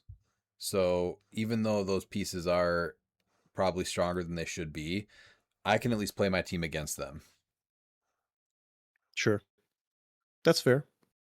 I think this Rebin's gonna hate me. Yeah. I already actually I'm in a weird position because like I vehemently hate him, but with him being in the meta for as long as he's already been, it's completely changed the way that I team build. Yeah, and your builds It's suck now so- and they're boring. Okay, I guess they Hydra, stuck in their Nico, boring. Rogue. Yeah. Exactly. That's my Yeah. point. Nice, I'm not proud of that team. nice try. I'm not proud of But that you team. did, but you did it. Yeah. Yeah, it's, But you did it. yeah. I mean, This is like LeBron James losing the finals against the Mavericks. That's the stain on your record, Ryan, and you'll just have to live with it forever. When Yeah, everyone's no, talking it's- about it- you being yeah. the GOAT of HeroClix, 10 years from now, people are going to bring that up. It's like, but do you remember at CCO when he played Hydra, Nico, Rogue? And they're going to go, yeah, that's tough. And then they're going to go, I suppose Isaac is better than him. There's a lot of stretches there. I But don't on the think so. flip side, I will also say this. I think that he was a big part of why the Oregon competitive scene has honestly died. Because realistically, there are maybe 5 at most competitive players from Oregon. There are 3 that will actually travel outside of the state. Like legitimately through the state. Like it completely destroyed the competitive scene out in Oregon. We've had players like literally quit playing in tournaments and just because of them. And so that's where the opposite's going to be. And is that I don't think that people realize that how much it affects the players that are on the fence because they want to be able to play their team. And I think that's one thing that people aren't seeing. They're looking at it through their own eyes instead of realizing it through other people's. And so I always try to be unbiased, and that's why I stated that I personally don't have a problem because I can build around it. But I've also personally seen an entire scene completely just like life support's probably like the plugs. It's about to get just unplugged, like realistically out here, in Oregon, and it really really sucks. And it started with him. I just want to see variety and diversity. Pete, what would you say to this though? Well, to answer the question directly, I think the biggest example of the things that would become a problem if they didn't address that Kyle Rayner, that would be number 1 with Eternity. Green Scar is a great example. The other example given of Arena Cap and Spot are right there. I think my biggest problem with him and him being Beetlejuiceberg is he makes so many more pieces unplayable. If you suddenly had a more premium attacker or a couple of attackers, I don't think that's as problematic as how many things that like you just won't even look at on your build because there's no point in having it. Like you can't even do simple things like use Outwit or Perplex or Sidestep or Punch a Wall, right? Like there's no Charge Yeah. Flurry, that's gone. So I think that's really our biggest problem with them. I mean, free actions, do I think there's too many? Sometimes on certain pieces. I think some of them are very abusable, but I think overall it just takes a huge pool of figures and makes them not playable. Like take Arrow, a figure that's just really good for their points. Like you're not even looking at her. Right. Yeah, that's fair. Well, I appreciate you guys Anytime. answering that. Now, I don't think anything of what you said is unfair. do you have you had Just it glad that actually? we all established that Redmond's choice and maps suck. Well, Yeah, That's that's my that's the favorite part of biggest Evil. takeaway. Yes, Eat the that's pocket it. change, Glizzy. Your map taste is bad. I'm just in the wrong company. That's all that is. So I'm gonna put the I'll put the vet Glizzy in our a next DC vet. shoe. So I'm Nope. gonna wear a pair of DC shoes. I'm just gonna beat him up. No socks. Just get him real nice and toasted for you, okay? And I'm gonna keep that hot dog in there, that Glizzy, nice and fresh. Dump some change in there, some old caramels. Put it in the sun, and then I'll pull that hot dog out at the end of the week in Memphis, and I'll present it to you like a trophy. Perfect. I'm just gonna start vetting our guests because you have terrible takes. Well, taste is it's not something that you can buy, Ryan. It's not. It is not. And you're broke. Wow. I'm kidding. But your taste is bad. No. Now, are you good to stick around for listener questions, or do you have to get up early for your flight to Antarctica? Oh man, I think I can stick around here. I'll have him hold the private jet, the Penguin Jet. PJ actually stands for Penguin Jet. That's not private. All right. Well, great. You've got questions. We've got answers. Your ass better call somebody! First, we have William de Rocher de William. What is Ian's favorite penguin, and why is it the Emperor penguin? honestly, it has to be the Emperor Penguin because I think that's the only penguin I can name. What other? Oh wait, no. There's like a puffin. That's a No, type of those aren't penguin penguins. too. You got Oh, rock is that its penguins. own? Rock You have penguin. Adelie penguins. Yeah, Yeah, you so also you got have rock penguins. How about jazz penguins? you have jazz penguins, and you actually have the first real penguin, which is not a penguin, based off of new penguins, is the great auk, the greatest penguin. Hmm. Yeah, Emperor Distinct. Penguin, hands down, easy. Oh, king Slam penguin. dunk answer. Yeah, king penguins are like smaller emperor penguins. So Phoenix Force Penguin. Next question. yeah, that's it. How about the missile penguins from Batman Returns? You remember them? Yeah, dude. Those are good Those are too. good. Yeah. That is a rough. Honestly, Batman Returns it's a rough watch. I won't even lie. I'm not Are you serious? not a huge fan of that movie. I can't agree with you there. That is I an can't agree with you amazing there. movie. Yes. I mean, So I'm that not going was to the say it's first- like the worst movie. I don't think it's the best movie either. It's I don't know. Wow. that was I- the Batman movie that actually helped my wife actually go and watch other Batman movies. Like once she saw like Batman Returns, she's like, "Okay, I like this." And so, yeah, so she compares all Batman movies to Batman Return. That was her gateway drug. I have a very polarizing take in that. I mean, of all the Batman movies, I still think like Batman Begins is my favorite. Oh, I thought you were going to say Batman and Robin with Clooney's bat nipples. Oh man, isn't it Val Kilmer? He was No. no. Val Kilmer's in Oh wait, Forever. no. Yeah, geez. Sorry, that's Batman. Embarrassing. Aren't you a Batman fan? I guess not. I'm LARPing. Man, Batman Returns sucks, and Val Kilmer was in Batman and Robin. I did. with Chris I did. O'Donnell I and did Alicia not Silverstone. Wow. I did not say. I did not say it sucks. I just said it wasn't my favorite. Like another thing with me is are like you? for movies in general. Let me tell you. Then like you just hear like a bunch of trumpets come on. Ah, me. No, like movies in general. I love movies. I've seen a ton of movies. I've had a lot of chats, I think, with Miles about shark movies in particular. I know we both Yes. kind of have an interest there. But with me, a lot of the time, like I don't rewatch movies very frequently. So it's already like hard enough for me to be like, yeah, I want to sit down and rewatch this. So like that movie kind of falls in that category of like I don't feel compelled to watch it again. But I will say that that's like a rarity for me. Like there's a handful of movies where it's like pretty much no matter what, it's like, oh yeah, throw that on. I'm down. There's certain movies where you have to sit and like really pay attention to it where it's like if I'm in the mood, I'll watch that again. Mm-hmm. And I don't even know if there's really rhyme or reason to it. Like I wouldn't even say the movies that I like enjoy rewatching a lot are like the best ever. Like one of them, for example, is like the movie Misery. I love that movie. I'm a big like crime thriller.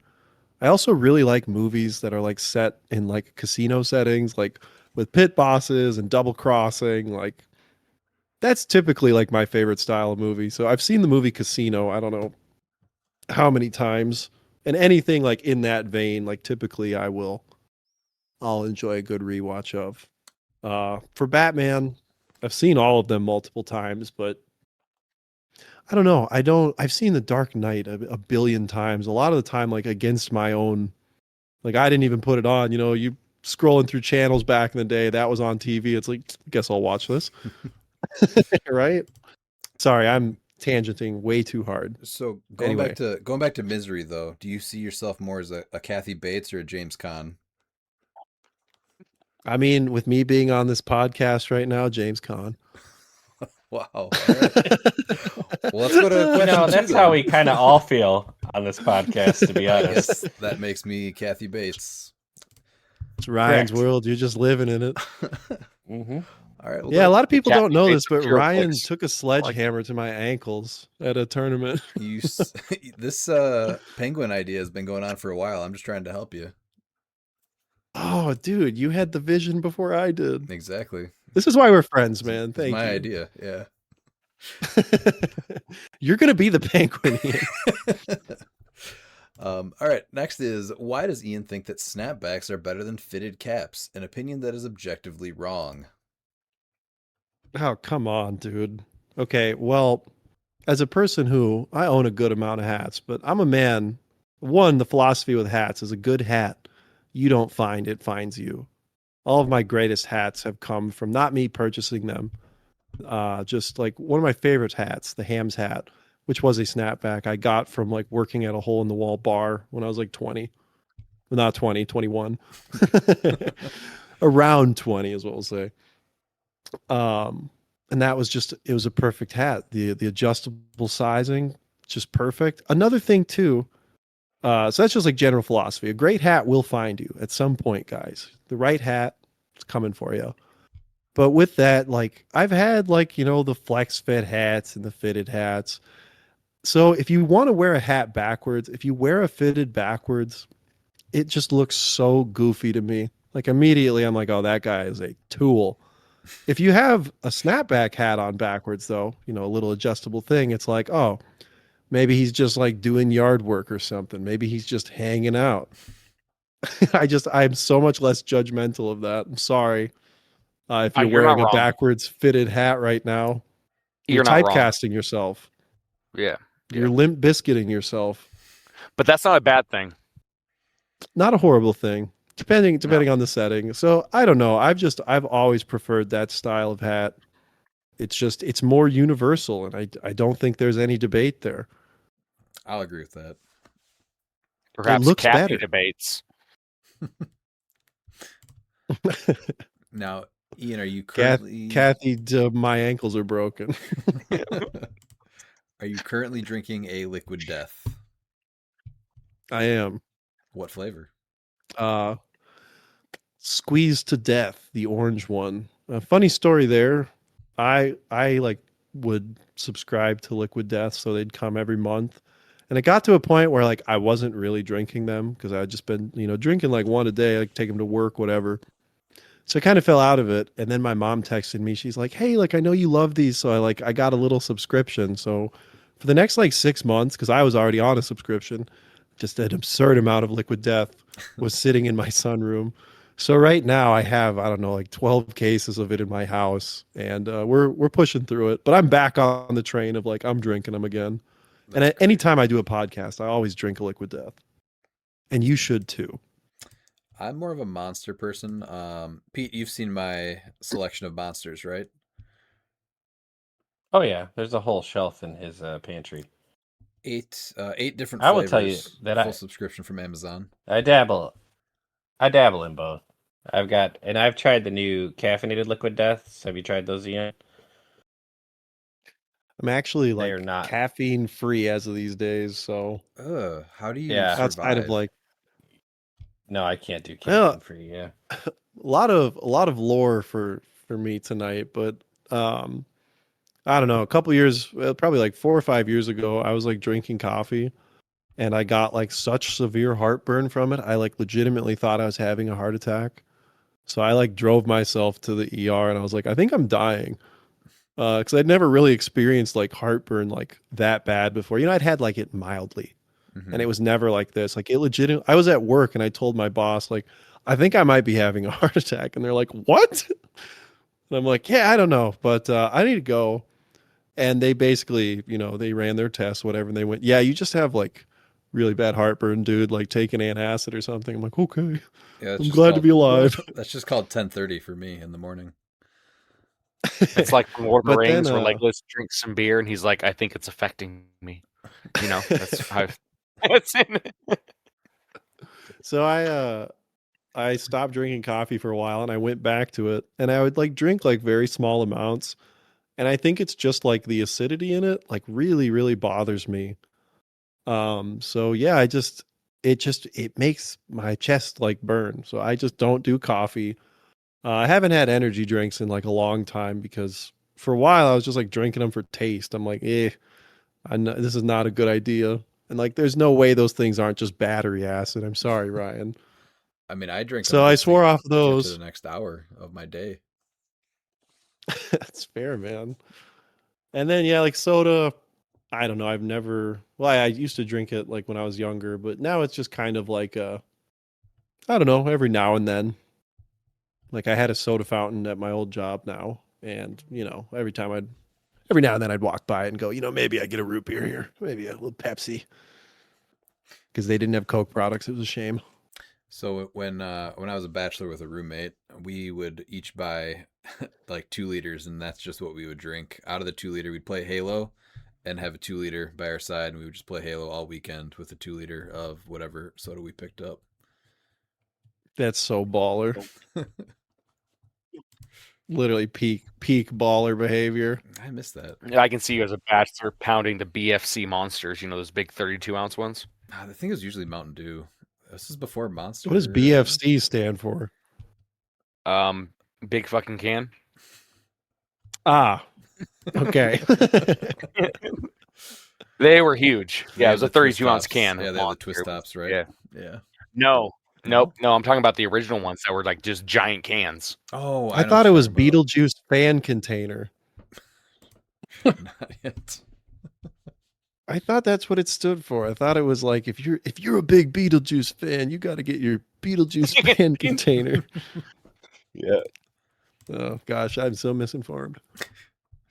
His last question is a legally required wrestling question. What type of penguin would win a penguin battle royale wrestling match, and why is it the Emperor Penguin? That's the one that has the golden crown on top, right? So I think that's absolutely the Emperor Penguin that wins, or the missile one. Yeah, I don't think I'm equipped to answer this one. A Stone Cold Steve Austin penguin equivalent, though, like a penguin smashing beers on it, that wins with little knee braces. Actually, I take it back. A penguin painted up like Sting.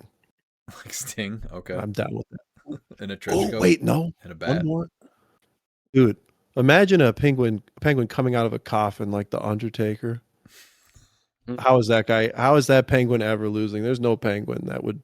No. The instant intimidation factor. Undertaker penguin. Even ChatGPT says Emperor Penguin based on raw size and intimidation. Well, did you ask about the Undertaker penguin, though? Yeah, that's what I'm asking about now. How about the Undertaker penguin? Pete, do you I think Undertaker penguin. Undertaker penguin takes it. Pete, do you have an answer for this one? I think so. Well, right there. So if you have, I got the Undertaker penguin. Once Pete's done, I got the Undertaker penguin. So if you got a battle royal, right? So they're always going to throw out the biggest penguin. They all team up on him and they flip him over the ropes. Who's winning this battle royal is the most athletic penguin, and that's the Humboldt penguin. And that's not if they don't allow Ian into it, because if they allow Ian as the penguin into it, clearly he's going to win because he has opposable thumbs. Thank you, Pete. Always bet on yourself.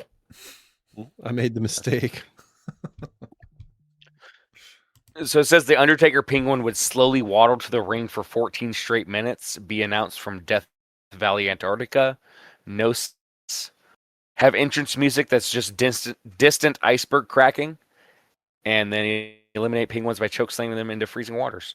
So, yeah. I might lose to that. Yeah, I would put money on the Undertaker penguin over the Ian penguin. Yeah, I think I'm with you. All right, then we have. It was a short-lived lesson, Pete. Matt Vanderloop wants to know, if I wanted to make this a 300 modern point team, what are you changing? So this has King Arthur with the +1 longsword, Flash Raptor with the Avatar of Gaia, Nico Minoru, Zal Jarrell with Godkiller Sword, the 001 Strange Tales, Doctor Strange with the Ring of TK, the Prime Reverse Flash with the Avatar of Animal Man, Agatha from the Release Day kit with the Bloodstone, and then Kooky Quartet Captain America with Mjolnir. And a couple one-shots and Hogarth on the sideline. So this is 400 points right now. What would you do to shave off 100 points? I think that Flash Raptor and Zala may be a little redundant. I think you can accomplish the same things with those figures. Like both are going to be kind of the turnkey for your alpha. You know, they can both potentially bring somebody across the board. Mm-hmm. So I think looking into a strategy to enable one of them further as opposed to both is something you'd want to do. I think Gaia on Flash Raptor isn't bad, but Animal Man is also just, I've played that quite a bit. I love that combo. I'm also not a huge fan of Zala. Like I think Flash Raptor is what I prefer. Okay. I mean, it's not that I'm a huge fan of, or not a huge fan of Zala, but between the two, I would say I prefer that. King Arthur's the man, though. Oh, he's great. He's always dominant around here. So that frees up 50 points. You would obviously keep at least one of those for the alpha, though, correct? Yeah, I think you'd want to keep one of them. And then if you end up going like the Flash Raptor route, you might want to consider Diabolic Bargain to just insta activate him. Unless you have other ways to self damage, it's not impossible. Was Black Flash on the sideline? Yes. Yes. Okay, good. Yeah, keep that. I don't know. What else are we shaving? So this is, I think we are having a conversation about this, like that. That release day Agatha is awesome, but in the end, I think you just have to boot her off. She's got Bloodstone. That's 45 points right there, and then I think your only other option is Hogoth, which sucks too. Agatha falls in an interesting camp of she has great effects. I love her ability to take like the standard damage powers. Messing with one shots is great. But you know, the teams that I find myself putting Agatha on, a lot of the time I'm already going like, wait, I just already have all these powers. Mm-hmm. And if I really needed them again, I think Copycat is just the more economic answer. So it's like Agatha's a very good piece, no question about it. But in order to enable her, you have to put the stuff on your team that you already like need. And so her getting that in addition to the stuff you've already like paid the points for, it feels like I guess not as good of a reward in practice as it does like on paper. Like when you start to slot her in, it's different than looking at her in an isolated field, if that makes sense. Well, she requires a mystical theme too to even be able to use the standard powers, and this is the Avengers, so you're not even really getting her to use powers. Right. Okay, well then that is an insta cut. Mm-hmm. So that's 95 points. How do you make this a 300 point team? And that's where I think you have to go with Hogoth, right? Yeah, that would make sense to me. Yeah. See, when I was talking with him, I told him to to keep Hogoth. I would honestly drop King Arthur to 60, and the reason why is because now he gets that new Amazon sword and shield for 10 points instead of 20, and then you're then able to keep Hogoth because you shaved off that 10 points. Man, that 12 precision And so- strike is so nice, though. It is, but I mean, you're now going to have another prob on there. And I know no invincible, but you're going to have that the shield of Seraphim. You removing Crimson Bands of Sidorak, so you can then get another one shot in there. He's going to be getting close combat expert plus the +1 for having a sword. So now he's going to be a 20, a 21. Mm-hmm. And so yeah, that would be the only way to try and keep, because I think Hogoth on Nico is just too good. And it is really good. And dropping King Arthur to 60 does feel bad because you do lose that precision strike and the invincible, but getting that prob and to then also be able to use the reverse flash, keep Animal Man on there, and keep Hogoth, because that double outwit knockback with Nico is just so good. Man, I really think moving Animal Man to Flash Raptor, and then because the thing is, I feel like reverse flash, you could literally like put every equipment on a random spinner and spin it, and you'd be like, wow, that's amazing. He works with everything. Like, I think one underplayed one right now is like the Crimson Gem. That was something that John Michael had talked about pretty extensively post World. So I tried that out myself, and it's like, oh yeah, he just he does everything you need him to. Right. It's crazy that putting, like, in my opinion, putting like an offensive equipment on reverse flash is just like wrong. Like Stormbreaker is so insanely good on him, but I think generally just giving him like more access to mobility, which Animal Man certainly does, is the angle you typically want to look at for him. But when you have Flash Raptor on the team, like, I don't know. I know Ares has changed as well, but like giving him blades with Animal Man was so much fun. Mhm. And Well, then you can also giving, just you need Bloodstone, I think, with the Black Flash with Flash Raptor and Reverse Flash. So maybe you just drop King Arthur to 60 and give him that free sword. I mean, honestly, at Because this Animal point, Man on Flash Potential as Raptor well. is the answer. at I this think. point, you're also moving Avatar of Animal Man over to Flash Raptor, so you're gonna have to equip Mhm. Reverse Flash with something. So that's another 10 points that you have to make room for. So now you have to kick something else off. You can always save Hogarth, keep King Arthur at 80, and get rid of the Strange. Yeah, I was just thinking, how much is this Doctor Strange really giving us value-wise? Right. It just gives everyone Mystics. It does. So like Reverse Yeah, Flash will which have is Mystics. it's very nice. Past that, Ring of Yeah. TK is nice, but you can find another person to equip that to if you want. So Doctor Strange may be a cut, but Mystics is just a very nice like defense.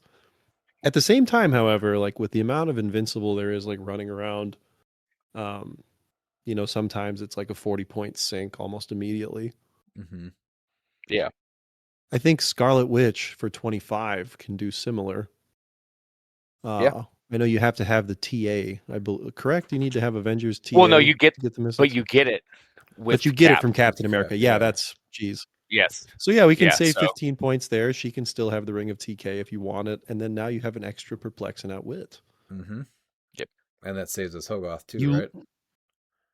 It Yep, does. Hogarth, and you also then get Bloodstone on Reverse Flash with 5 more points. There you go. So we move Animal Man to Flash Raptor. We cut Zala. We cut Strange. We cut Agatha too. Then, Mhm. so that's more than 100 points. Yeah. And then what are we looking to replace it with? Is the next question.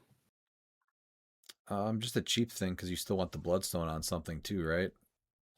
Or do you Yes, put the you have 5 Bloodstone points. on? I mean, there's a few good one-shots still at 5 points, and we now have room on the sideline without Gaia. So It's true. I think Diabolic Bargain is good for activating people, but with Ring of TK, you can also self-damage like most of this team. If you want to Mhm. do the alpha, at the same time, you do just already kind of have the ability, like Flash Raptor does it himself. Reverse Flash and a TK gets him there. That's the bulk of it right there. So I don't know how much more you really need to invest. Yeah. I think that's a pretty good start, though. That's where I would go with it. Yeah. All right, let's go to Anthony Barnstable's question. Will Ian dress like a penguin, live like a penguin, learn to dance like a penguin, or become a penguin of Madagascar? I'm gonna learn to love like a penguin. I love my new life and where it's headed. No. So in a way, Anthony, all of the above. Yes. And Ian, then the penguins of Madagascar, of course. have you ever given a girlfriend a pebble to show her that you want to be exclusive? For a second, I was like, huh? And then I was like, oh, yeah. Of course I. Do you not know your penguin facts? I was like waiting weird gotcha to come from that, and I was like, a pebble. No, just a straight penguin fact. They Yeah. get pebbles. I went the route with fruity pebbles. That did the job. I don't. She That's a true commitment. yes. We have Rory Zog. Will vault boosters be big enough to duplicate in future sets? I think a lot of it depends on just community feedback. There's a lot of factors that are going to weigh in there. People comparing them to chase boosters, I think, is wrong. But I do like the fact that they're going to add a little bit more value to buying sealed product if that's how they're distributed. I'm gonna. I think it's an interesting. Oh, sorry. No, I was just saying I'm gonna kind of leave it open right now because I think there's just too many things to see how it plays out, and especially if they're given away as prizing at events, I think that'll help too. But the rarity of what's in them might be an issue with players, so I think there's still way too much to see to judge them yet. What were you gonna say though? And that's kind of, well, with what you're saying, where it's like if the stuff in there is really good, like we just saw a crazy like Wonder Woman Vault booster. The Penguin one was like really fun, and it's weird because it's like if these things are exclusive, let's say they are harder to get, then they're fantastic prizing, and people will be really excited to like win them as prizing. But then you have the problem of like, well, there's probably people who aren't winning them who want them. Right. If they're too available, then getting them as prizing is going to be like, well, this isn't a great chase booster replacement. So it's a little like, or I'm going to side with you on this, Ryan, and say like it's a little open. It really depends on, I think, like how they look to distribute them, how that goes. And yeah, just, but overall, I would say like I'm very positive on these. Like, I think they look really cool. I think the additional like pieces that you get in it make them like very valuable. Mm-hmm. And I look forward to them. I think it'll be fun.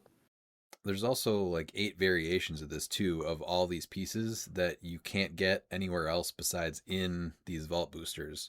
Whereas going back to like a chase booster, right? You maybe your store, if you have a local store even to play at, chase booster, you maybe have 1 or 2 that you play for when a new set comes out. Very rare.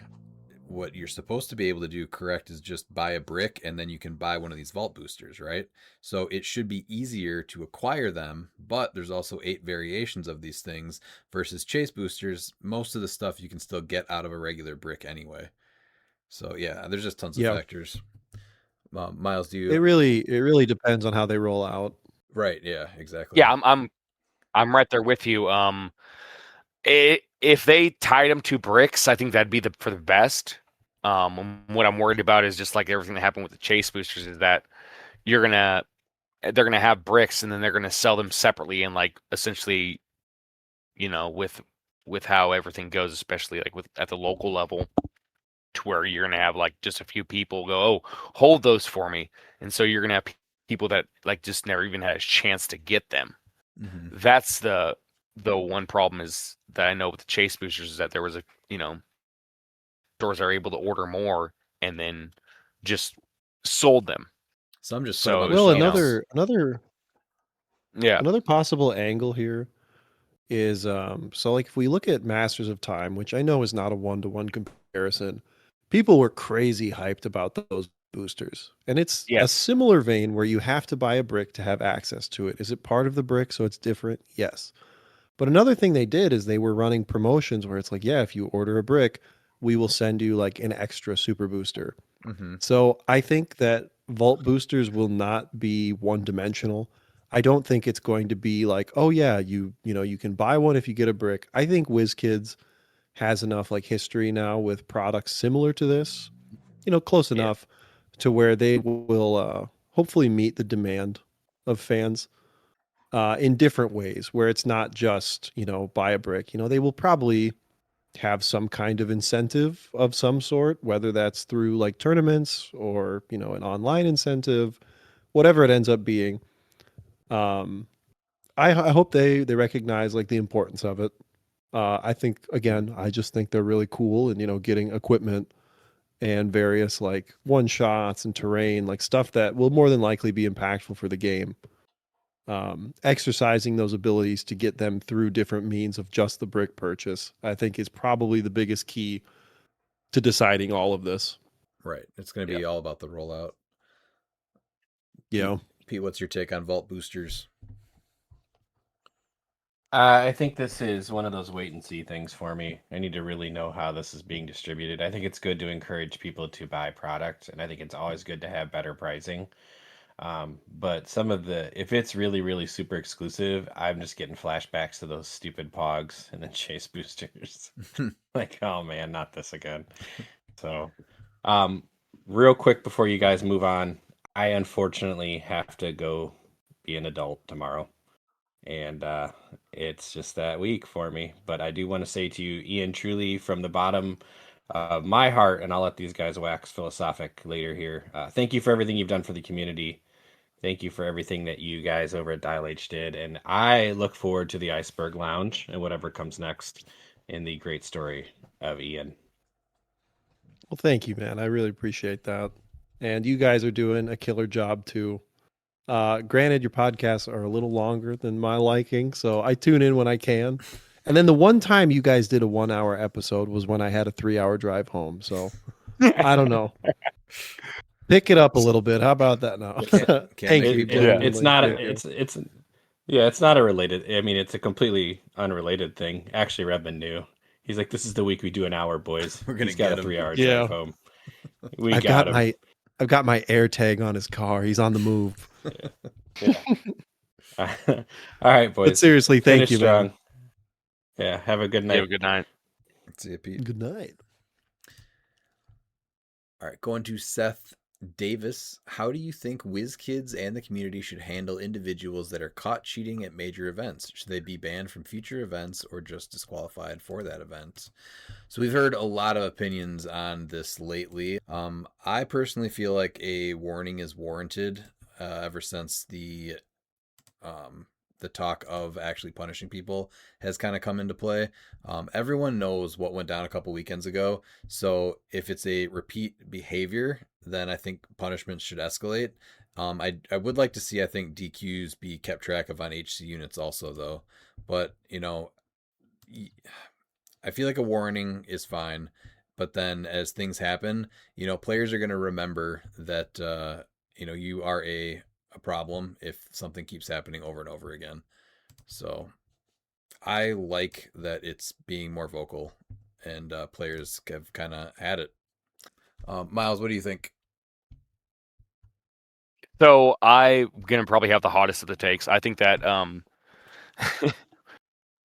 I do understand the case by case basis, but I also think that there's certain that we are a small community, and I think that this goes for not just HeroClix but everything else in everything is the case by case basis. Also needs to understand like where you're at, like as content creators like us, for instance. I think that we need to be held. We are held to a higher standard, and so that's where the punishment's going to be really different because like we know. And I think that's where it's going to come more into play is, whether you're standing up the community or not. I think that you need to be held to the standards of wherever position you're in. And it's different than, I think, from just a normal player. And then if a tournament organizer is involved with it, anything at different levels, I think that's where the case-by-case basis is going to be held. And you need to be held to the higher standards that if, you're somebody that's where the punishments are going to come into play, especially as a TO. If I don't know, for example, like if a judge is colluding with people, for instance, there's like their friends are playing, and so they're going to make rulings for their friends or whatever. Like that's going to be another form of that, and so that's where the case by case basis, I think, would be more in fact to where the punishment would be more harsher for those people because they know better and they need to be held to that higher standard. That's why they're in the position that they're in. Mm-hmm. Let's go to McConnell Lamar. What a day of info. What other items need to be looked at to continue improving Modern Age? We kind of touched base on this before. My top two are Beetlejuiceberg and the Kyle Rayner team-up card. Are there any other elements that you guys would add to that? I think that's really fair. Spot. Yeah, well, the thing is with Spot again, I like almost feel like I don't have an informed enough opinion because I looked at that, I read the card, and I went, I'm not playing that. Like, no, I'm good on that. That's too much work for me. Like a book. Yeah, I mean, I think I've clarified already. I like meeting in the middle of the map and bashing. So ultimately, a figure like that just isn't my play style. I don't know. I think if I were to add something, like I know Rogue has like fallen off a bit in popularity, but still like that figure just does such an absurd amount that I think like winding her fine. But am I like gonna go riot in the street? Probably not. Right. Miles, did you add anything to those? No, I mean I think we went over. There's maybe a few pieces that you can potentially look at after. If they did, like I think that if Swamp Thing is one of those over efficient pieces, but I think that the game is healthier with figures like him, and it's I hate to say it, and with Rogue, I just think the Rogue's main issue is the fact that like, what's the target, what's the choose? Like you can't even outwit her or anything, and she just does whatever. That's where it gets insane. But I think that those figures in the game are If you just made it so fun. that you could prob her, Yeah. that'd be cool. Yeah, absolutely. Yeah, just give her safeguard, outwit, for whatever, perplex, whatever. But yeah, I think it's healthy or that attention is being paid to any cheating, colluding, etc. that is happening in the game. What should WizKids do in light of these events over past few major tournaments? I think we were kind of just talking about this. Just a statement, similar to what The Rock put out, where we just have official rules. Kind of going in line with that with the second question. What should tournament organizers, judges, and players do to continue the push to improve on this? We just need an official statement so that the judges and tournament organizers and players can fall back on it. So I think it's just that simple. And then he finishes with, Ian, thanks for all that you have done for HeroClix. What are you most excited for the next chapter in your HeroClix journey? Oh man, so much. I mean, I think as of right now, it's legitimately just like Batman. It's funny. McConnell had messaged me after I had posted that video, and he said he's like, "Yeah, there's no way that you were leaving the game right before a Batman set." And my response to that was, "Yeah, I might be holding the first ever funeral with an RSVP list," and I put in parentheses for my wallet. So I would say as of right now, like legitimately, I'm so excited for all like the deep cut Batman stuff. The people we haven't seen, like seeing Professor Pig was really cool at CCO. I'm really excited to see that Smoky Batman. I think the sculpt on that is so good. Like the Mysterio, similar like with the smoke effect, like that just does something for me. But I would say, it's interesting to like say like, okay, like I'm done with this because it's been again like such a large center point. So I think maybe a little generic or kind of general of an answer, but I think looking at the game through a different lens as opposed to like it always being like sidecard with content.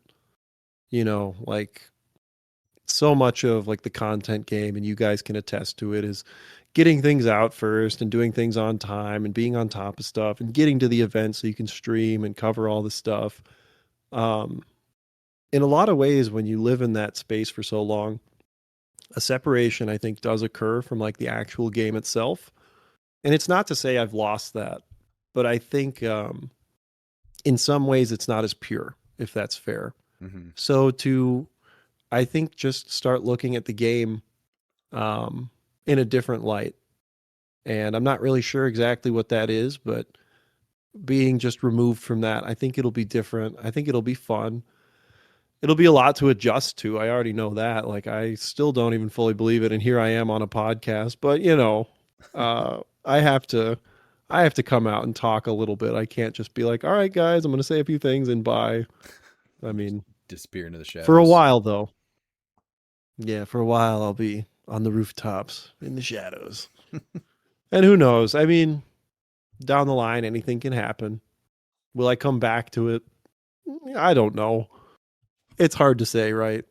But I am. I don't know. I'm just excited to, I guess, be in some ways like not a content creator and just enjoy the game differently. But thank you for that question, McConnell, and thank you for the compliments as well. I appreciate it. You mentioned Professor Pig. My introduction to that character was on the TV show Gotham. Did you watch that show? Dude. Oh my God. Yeah, you want to talk about, I know I said the term I said rough watch earlier. You want to talk about a rough watch.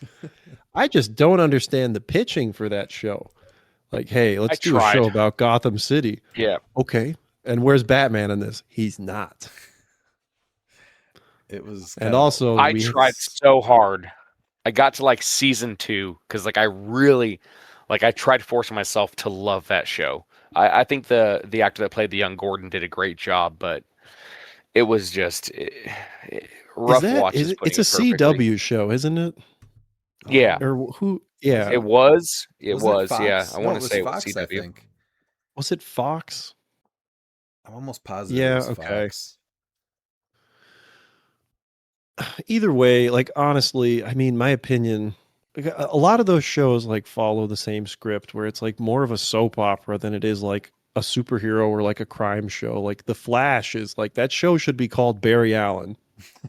Yeah. It's barely about the Flash, and it's like any problem he could solve. Honestly, for everybody listening to this who just got mad that said like, the Flash TV show is not a good TV show, we're gonna hate on that a little bit now. I encourage you to look up the YouTube channel Madvocate, Madvocate. He does a complete dissection of that entire show. And if you still like The Flash after like listening to him a bit, I'm not going to say he swayed my opinion. I'd say he enforced it. But man, it's just like so much talking. And the amount of times Flash runs square into somebody, stops and goes, "You're not going to get away with this," just to be like slapped. And it's like, oh, they got away. There's a scene where they do a straight up robbery of like a truck and people are driving away on motorcycles. And he's on the ground like, dude, get up, run, take the money back like immediately or whatever they stole. It's been a minute. But yeah, That's the Gotham falls problem into with that same premise of yeah. like, I'm not watching The Flash. I'm not watching Gotham. Or I'm not watching like a Batman show, which is like, what's the point of Gotham at that point? It's just about the And if city. people like that, It's like Smallville, and I know I'm going to get a lot of hate. That Smallville had the same problem. I think that's exactly the issue that with show it. is Like, the yeah, best of the three, though. It is. I would say but still, pretty it's easily the at least best for of the the first three. few seasons. Yeah, but still, it's Yeah, you like, want something, and you let's just remove the you cool don't thing. get it. Yeah. Oh man, I can't wait to watch the new episode of Sioux Falls. It's my hometown. We Yeah. we grind through every show that we start, and we did not finish Flash. If that says anything, we finished Gotham, we finished Smallville, we did not finish the Flash. One cool thing about the Flash though is one of my brother's roommate in college. He went to school for acting. He was on the Flash show. He was one of like the G-Force Flashes, I think. But yeah, so shout out to my brother's roommate that I met like one time when I was like 14. Congrats to you, man. That's cool. That was a G-Force Flash. Something like that. He was like a green Flash, I think. Okay. It's been a long time since this happened, but I remember he told me that. I'm like, that's actually really cool, man. Yeah, I definitely didn't rewatch any episodes either. I don't even remember where he fell off. Yeah, here's how you watch The Flash like a true fan. You put it on like 10x speed. Watch it like Barry would, dude. Just watch the 1990 Flash series. You'll thank me later. I have a few of the old VHSs of that. It's only 2 seasons. That's why I say watch it instead of the 9-season Flash. There's a ton. It'll go quicker. Yeah. All right, let's go to Konstantin Kasvitsky. Now that Halt Mutant is gone, what does player 2 do to survive? I'm a big fan of the new symbiote surface. I think that could help, and people just are not packing barrier. So you still have Fortify and Resolve of the Green as well. I would say that's my top pieces. Ian? Oh man, that is a tough question. How do you survive in today's climate? It's so weird because I feel like the way that the game is talked about is so much more binary than the game actually plays out. Like everybody runs through the exact optimal strategy that they can do to somebody, and they're like, "Yeah, I'm going to go do that every time." Oh, it And never I think that's plays out. rarely the case. Absolutely agree. Like, I think, I touched on this briefly post Worlds, but I think one skill that can help your survival and just ultimately like your micro play and make you a better player. If you look at the top table with Joe Harrison and John Michael DiGiulio, one thing that I think they were doing better than just about everybody, I will also give credit to Azerth Stripe because he had some really unique strategies, is terrain manipulation. I think that is something that even though we have all these crazy terrains, a lot of people are still just slapping like whatever they want on it. Mm-hmm. I'll give another example in Michael Nelson saying that his Phoenix Force Thor build actually took longer to build than people think, And that's because he decided to go with a coffin for very specific scenarios on map choices. And I guess the coffin helped him out a lot. I cannot talk about that in depth because I don't fully remember it. I don't want to mischaracterize it. But, we go back to earlier in the episode where we talked about reverse flash, where it's like, I think it's wrong to put like more damage on him, stuff like the Crimson Gem having super strength. So I think having the ability, and like, why is the Ring of TK so good? Like, yes, it's free perplex, but it's also the ability to manipulate terrain.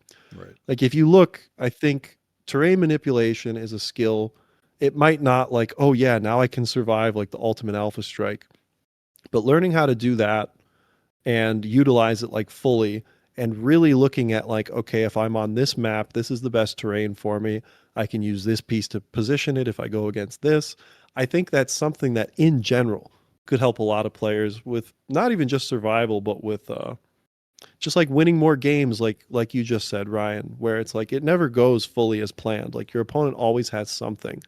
So if you can find ways to like isolate pieces with terrain, protect your own, I really think doing a harder case study on the terrain and why you're playing it could help you survive more.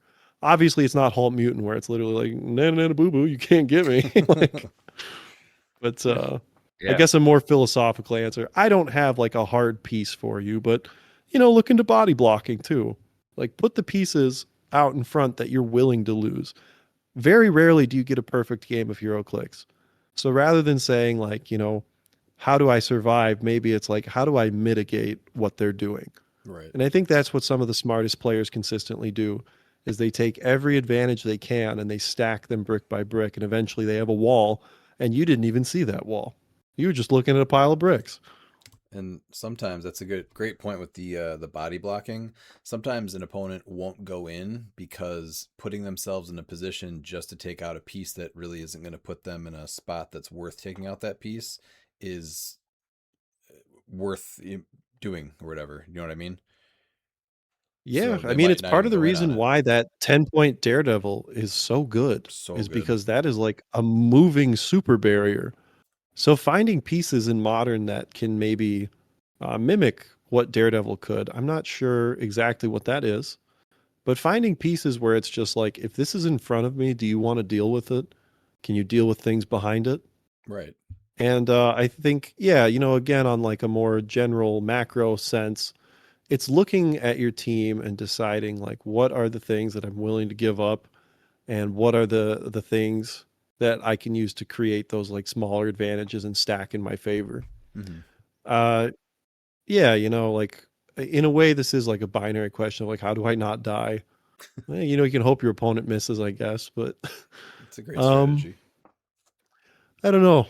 I think rarely do you see like the players who perform at like the highest degree. Like, I don't think they're asking questions like this, right? So, at times I think people ask like, or they say the sky is falling, but getting in the mindset more of not just like, how can we possibly survive? I'm not trying to like knock you for asking the question, but maybe more so like looking at like, what are the in-depth things that my team can do to give me those advantages might be the way to survive in the future. Sorry, that was a whole on lecture. Miles, what do you got?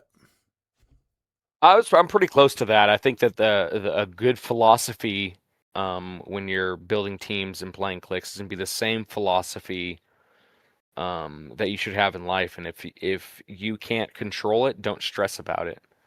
So there's a lot of things that you can't control, and that's about your opponent making an attack and whatnot. And so you do have to try and mitigate that. You don't want to go all in on one figure that can just die.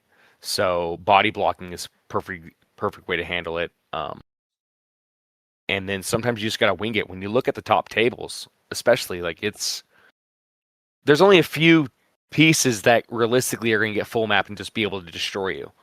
And so once you realize that, the terrain manipulation is a perfect example of that, as well as the body blocking.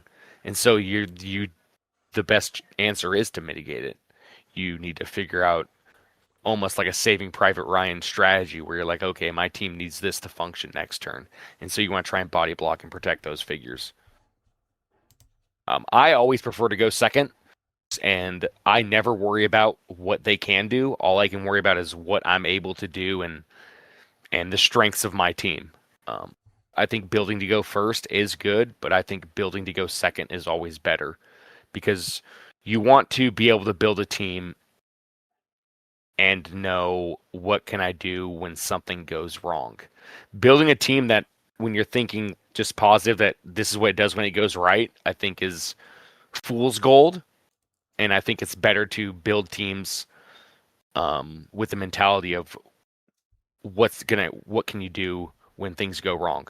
So when you're building a team, just assume that they're always going to hit their shape change, they're always going to hit their super senses, and how you can try and mitigate that it's an entirely different building philosophy. I know I have a really weird building philosophy, but it seems to work for me, and it's just I think more people can do that too. It's also about like threat assessment, and most players, believe it or not, are not good at threat assessment. So you can take advantage of that with your building, but always build with worst case scenario. Absolutely. Just I assume like that you're too, going to miss all man. your attacks. I've really enjoyed building for going second. A piece that was ultimately a little disappointing because he didn't have protected pulse wave. The peacemaker that made it so you go invincible, like all your team goes immune Oh, after immune? somebody's Yeah. been hit.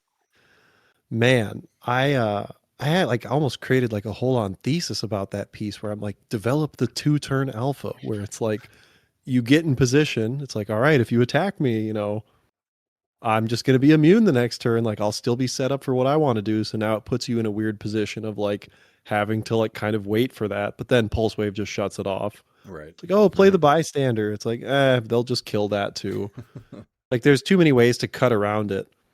But that piece got me thinking a lot on like, man, there's probably some really cool turn 2 strategies that people just are not diving into because I think like Miles kind of said, like they're so pigeonholed on the teams that are like, well, this is what I can do when it goes right. Mm-hmm. So yeah, I think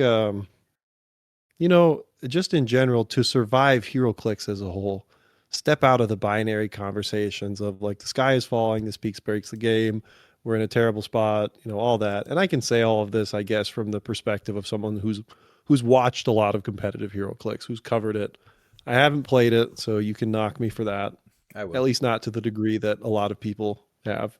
Thank you, Ryan. Mm-hmm. Ground me. That's good. But yeah, I don't know. I would say like keeping an open mind and like Miles said, controlling what you can control does a lot for you. And there are going to be some matches where it's like this does heavily come down to who's going first. Those will always exist. I think it kind of always has, to be honest. Mm-hmm. But that doesn't mean that you can't control what you can control. For sure.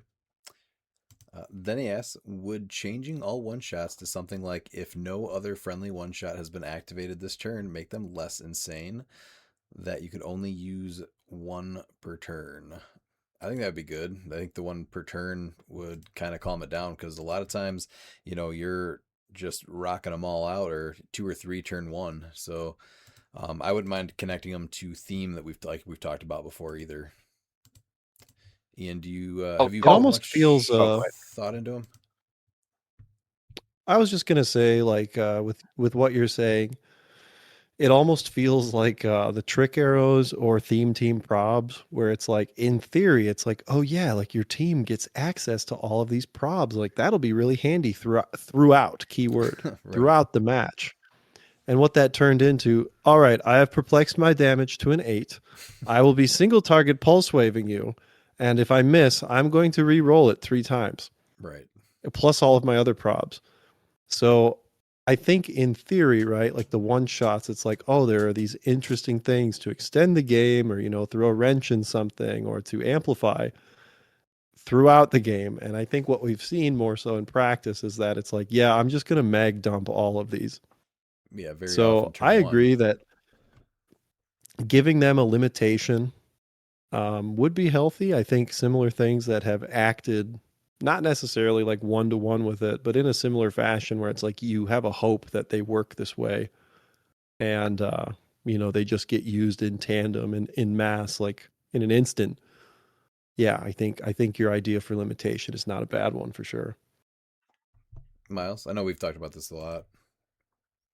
Yeah, no, they're called one shots for a reason, and like I think that's exactly why Crimson Bands and Halt Mutant were just so disgusting, is because you were able to use them so offensively and trigger them at the same time. So beginning of your turn, you're going to go ahead and trigger Halt Mutant, do your alpha, and then you're going to have someone with big range like a Tri Sentinel, then Crimson Bands that figure. And so if you're only able to trigger one per turn, like perfect. That also includes defensive one shots too. So like, which yeah, it feels bad, but like okay, so you're going to choose between Resolve with the green, there's Fortify, and then there's also the Shields of Seraphim, which is totally fine. And then you can also go the defensive route with the Images of Icons instead of just triggering that once and then okay, we're also going to do this one, this one, this one, this one. And so that's where strategy is going to come into play. And I think that's also if we do it one per turn, we're getting one step closer to potentially seeing Chair Panther dip in price because he's not going to be as needed because it's a lot easier to mitigate one shot per turn than it is to completely, when someone uses all of them in one turn. So, yep. Yeah, I agree. Yeah. Then he asks, how worried are you about availability and accessibility of vault boosters? Some of the stuff in them is pretty good. Yeah, we talked about that too. I think we're all reserving judgment. We were all in agreement in that, unlike the maps. Yeah. This next one was interesting. What are your thoughts on restricting bloodstone and silver? I think it's one of those things where the element itself is much stronger on a big map where it's easier to protect it, but healing also is such a huge strategy in silver because you're able to play on a big map and stop people from getting to you so fast. So maybe you're able to get an extra turn or two of healing. So having it available and not be your restricted piece is a very good counter to that. I think everything should have a counter. I think Bloodstone and Silver is fine. Like there are so many crazy healing shenanigans you can do that and it does have a cost associated with it too, which is nice. Like you are still paying the 10 points. And a lot of the time, you don't want to put Bloodstone on like a main figure who's a little harder to take down. Like typically it's on something where it's like, okay, I can go KO that. So like I don't feel like it needs to be restricted. No. Again, I don't know, but there is also the argument where every time I build for silver, I'll put the Bloodstone on it. So it feels essential, but it doesn't feel overpowered, I guess would be my stance. Yeah. I think it's a needed piece that needs to be available, and restricting it's not good. Miles? So Bloodstone is interesting. I think it's going to be right up there with the Cloak of Levitation, which I don't think needs to be on the restricted anymore. Agreed. With Saki on there. The problem with Bloodstone is that it's an enabler, and there's two figures that helped win the Rock Cup that we saw with JM playing it. It's Black Flash and Harley that make the Bloodstone feel so bad. But I don't think restricting Bloodstone is the right answer. I think potentially like Black Flash and Harley really need to be looked at more so in tandem with Bloodstone, because Bloodstone is something that I think is almost a need because of how insane the healing is. You have the Black Lanterns that can just run roughshod. So it's more so those two game elements that make Bloodstone feel bad in silver, especially when you're able to use not only go first, but to enable Harley, but then also have a reverse flash. So, okay, sure, he's doing, flurry precision strike for only 1 damage, but that 2 damage now becomes 6 because of the 4 unavoidable. Right. I That put can't them be on a healed. restricted list before the Bloodstone. That's exactly what I mean, is that he enables those, sure, but what else it keeps in check, I think, is worth not putting it on restricted. Yeah. I think that's a very fair stance. I agree with that. And then lastly, sorry, Miles, I didn't play the Scott Norder at H4H. He was on my 400 Modern Pulp team, but I went to this instead. The team was Rogue from the Common Rogue from X-Men 97, Phoenix from X-Men 97, Nightcrawler from X-Men 97, Cyclops the 03, Morph. There's the Nort, Sunspot, Private Detective from Venom, and then the Leech. So mostly all X-Men 97 pieces, which I'm a big fan of. Yeah, it's X-Men theme, and if you notice, it doesn't have Gambit because Nort is a better X-Men. So a good Constantine comment. absolutely. Facts. Stop it. Sorry. Stop it. Sorry. There's not a good common Gambit. Is this your card? We have Bale Omar that wants to know, will WizKids release a set without an errata? I know I definitely saw them on the website when I was looking at rulings today, so there are sets out there without them. Denny Bobbledyke, if you were forced to choose from the following, which would you choose? A, rolling back the new errata ban list to what it was before today, or banning Beetlejuice. Which would you choose? Obviously, we're banning Beetlejuice. Yeah. Wow. I'm going with A. Let's go back to being able to self-trigger everything. No, it's clearly like that's from those banning Beetlejuice, and obviously because this is the best errata and ban list that we've got in years because it completely changes the meta. Now I know you can go back and say the Blackheart Kong fix did change the meta, but not really. It stopped one team with Blackheart. This legitimately changes how teams will be built going forward, because I know that a lot of people were building into that Mac Gargan trick. People were going with the Loki self-damaging, the SOV. So it's going to completely change, and there's 3 weeks, and so a lot of people are probably going to go the route of Rogue. But I still think that Modern is in the best place it's been in years. And dare I say that it probably is in the healthiest state and the most open state. The only reason why it's stale is because we have players that are scared to try something new. And every time we see players try something new, it works. I think Joseph is a perfect example of the CCO that shows that you can try something new. And if you put in the work, it can win. So Modern's only in a stale position because it's just the team building is being stale, not where Modern is in of itself. Yeah, I'm hoping. Yeah, that's an interesting insight, Miles. In that, again, we go back to being like a smaller community, and I think in any game right now, any game you play, you're immediately net decking and going like, okay, well, what's good? Like recently, I've been looking at getting into Riftbound, and immediately I'm like, well, what are the good decks? I'm curious. It's just kind of like, games I think as a whole have just floated more towards that. And it does lead to linear building or stale building. And when you're going to a big event, I mean, you don't want to take as many chances. So we don't have as many players like you, Miles, who are willing to take chances, to play something crazy like a Hydra or a Nico or maybe Prime Rogue, really get out there. Yeah, I agree. So it's daring, brave. So wait, so the options are you have to pick between A, rolling back the ban list, or banning B, Juice. Yeah, or banning Juice. What would you pick? Yeah. So you have to. So my choices are to take away everything or to ban Beetlejuice. Yeah. Why would you ever want to take away these changes? They were all fantastic. Yes, I was going to ask you actually your opinion on those.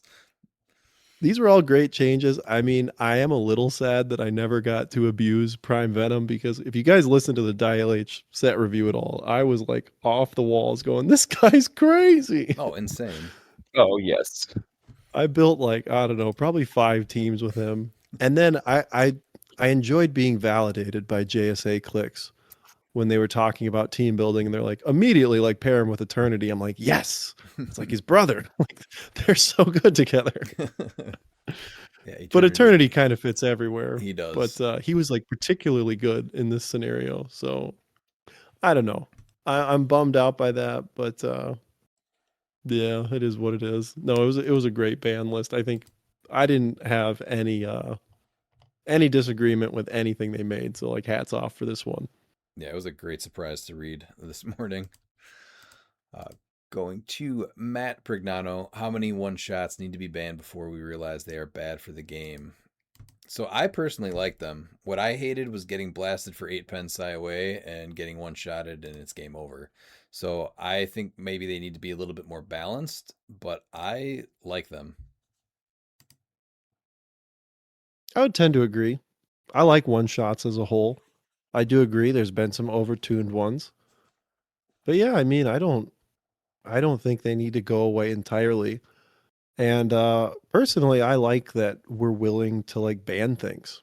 Yes. You know, like my stance on that is like a 5-point element shouldn't be dictating like entire metas where it's like, don't think about playing those special powers because I have this 5-point thing on my sideline. And then the linear answer of, well, I guess I have to play Chair Panther. Mm-hmm. And that seems to be, I mean, Chair Panther just kind of being the one size fits all solution to a number of problems. I think if you wanted to, I guess, like look at that issue as a whole, I think where that may fall more into, maybe I'm not entirely right here, is just like the sideline. Like, what is it about the sideline? Like, at what point is the sideline too much? If you think it's one shots, I would disagree with that. I think it's when you start getting to the territory of things being uncosted or improperly costed, and then them being sideline elements. Because like an improperly costed figure, I think is more manageable than something that's like less interactable. Mm-hmm. So I would say like you potentially have more issues with sideline as a whole as opposed to like one shots themselves. Things like Ares before the errata. Yeah, like that was 0 points. But Ares does get some points for being a rare and being like an accessible, very usable sideline piece. I did like that. It's just the cost thing. I would like that should be 5 points at least to have that on your sideline. Oh, I I'm think so, not at least. disagreeing with that at all. I'm just giving it like small points for being a rare. Miles, where do you stand on that? Yeah, that's the unhealthiest. Is like you said, those figures that like cost 0, like figures like Ares. Like when you use their ability, your opponent should score 10 points. Then it feels bad paying 30 points for a $200 piece to stop $25 of 10 points. You know, it just dictating the meta with the 0 cost game elements. Like the sideline has always been an issue, and it's getting worse and worse. I think the one shots, there's a few that they've got rid of most of them. But I think that there's still a few that they can still, look at potentially. But I I like can what they actually can do in theory. illustrate like the point of like costing, I think being more of the issue and like specifically with the sideline, I think can be illustrated further in that like we have a lot of equipment that is like free to equip to characters. I would say as a whole, a majority of people don't have a problem with that. There may be some instances where, yeah, it's not ideal. But for the most part, I think people have enjoyed free equipment. It's another thing that you can play. It's another thing that you can put on your piece on the map. Mm-hmm. I think when you start to like deviate to the sideline, then when it gets more off the map, like cost and interactability, I think shape things more than necessarily the effect can at times. Granted, if it's a really good effect, then it might be like really a problem. But like one shots being costed and taking up space, like they have a cost associated with them. So I don't know. Like if you look at the two between like what's free, what's problematic, what's on the board, what's not. Typically, I think like free things are generally more accepted if it's like something that's on the board or like on a figure. Right. Well, you can still unequip a piece of equipment and score like 5 or 10 points, right? It's so hard to interact with the sideline, like you were saying. Yeah. So I don't know. I'm not gonna like diagnose the problem here, and I don't want to anger anybody for asking the question, but I think the problem may more so just lie in like sideline mechanics in general than it is in one shots.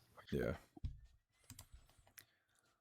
We got 2 more here. Saul Sent. Since WizKids removed the cable figure from the Deadpool Valentine set and put in the Pogs, which included the wonderful Copycat, and now she is nerfed, can I expect WizKids to ship us a Cable Prime for our troubles? So I still think Copycat is good, and you can throw a liar ring on that Deadpool in silver, and he is amazing. Trick arrows aren't bad either. The secret with that Deadpool is Bob, Agent of Hydra team up card. Because Deadpool can use the effect of equipment that he's equipped with if there's Jason. So you can give Bob the liar ring, and then you can give Deadpool the trick arrows to then be able to use his amazing improved targeting to drop trick arrows with a 10 range mind control. That's even better. And then what other sick. So yeah, don't be sleeping on that Deadpool. That Deadpool is something in silver because of that Agent of Hydra Bob. So it's still my question for you regarding the Copycat nerf is, let's say that Copycat was released 15 points, same amount of points, and her effect was just can use the powers of all adjacent figures. I don't think anyone would be saying like, "Oh my gosh, this figure's trash." Not at all. No. It falls So, into like Kong, where he got an errata, so people say he's bad now. Obviously that was not true. He won Worlds. Not at all. So I think people just had like a general, like they were just tired of Kong. I think that's really the only reason he stopped getting played for a while, is people were just like, I just don't want to play this piece anymore. So you still think Copycat is good though, right? Yeah, I think Copycat's amazing. I'm saying if she was released as errata, people would still like play her a ton. Would they have played her as much? Probably not, but like probably not 2. 15, maybe 2. I mean, like 15 points to like double your perplex, double your outwit, get another TK, double your barrier. That's all still like so good. Also, like if you're, in the right situation, I'm just a Charge Flurry Blades exploit piece because I'm next to, a handful of crazy figures. It just gets harder. It just requires more positioning. Yeah. Yeah. Which, again, like if it was released this way, I don't think, I think people would still be looking at Copycat. So I'm not bothered by this errata. I was a Copycat abuser. I played a lot of Copycat, 2 or 3. I had fun doing it, but yeah, this rein in is, I don't think, a bad thing. No, just one of many great changes. Placement. What's that? Placement, like that's the difference, is that she's going to see less play, and she would have seen less play if she came out like this, is because placement, because you have to think more. Now it's like, crap, I have to think, and we want figures that we don't have to think. Yes. That's why it's smash and bash. Mm-hmm. Last we have Ryan Bookwood. How many people do you expect are going to crash out because they can't abuse pieces like Loki and Spirit of Vengeance now? I exclude Matthew Prignano crashing out because he used Gauntlet Spidey to counter the BS one-shots and sideline elements that are rampant these days. It was for a noble cause. So the only things I've really seen people be even a little bit upset about is Copycat, but again, she's fine still and very playable. And the other thing that I see is that the majority of people are still talking about Beetlejuice and how he should still be banned and should have made that list. Anything to add? Yeah, again, I mean, I'll just reiterate and say, like, I like all of these changes, so I won't be the person who's crashing out. Right. I don't know if that's what you want to do. That's your choice. But I think that overall, all of these changes were for the benefit of the game. So I don't know. Ignore it. Don't get involved with that. Like, there's a million things. Play something else. Now there is, yeah. Miles. Yeah. Removing the ability to just play with yourself is something this game has been needing for a while, especially with a small community. You want to try and play against other people. And so, I mean, we don't need to turn into Yu-Gi-Oh! Correct. Yeah, nothing feels worse than sitting down at a game. We saw this. Bookwood's perfect since he was there. When he went up against the Kyle Rayner team, and he just sat there and just it's up on stream. Couldn't do anything. Yeah, it's essentially just the opponent playing with themselves. So those game elements that just do not require you to really allow your opponent to play the game is what needs removed.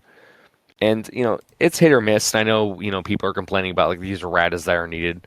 There's some things that just do get missed. Yes, there was a lot, but they got addressed. They're being proactive, which is something that we've cried for instead of being reactive. They were proactive, and they even said so in their response with Tri-Sentinel. So I will gladly take that as a step forward and just keep looking at the positives. We're not going to always get what we want, but these small wins for the good guys are worth it, and I look forward to them continuing because this is really showing good faith on their end that they actually do care about the competitive scene and everything.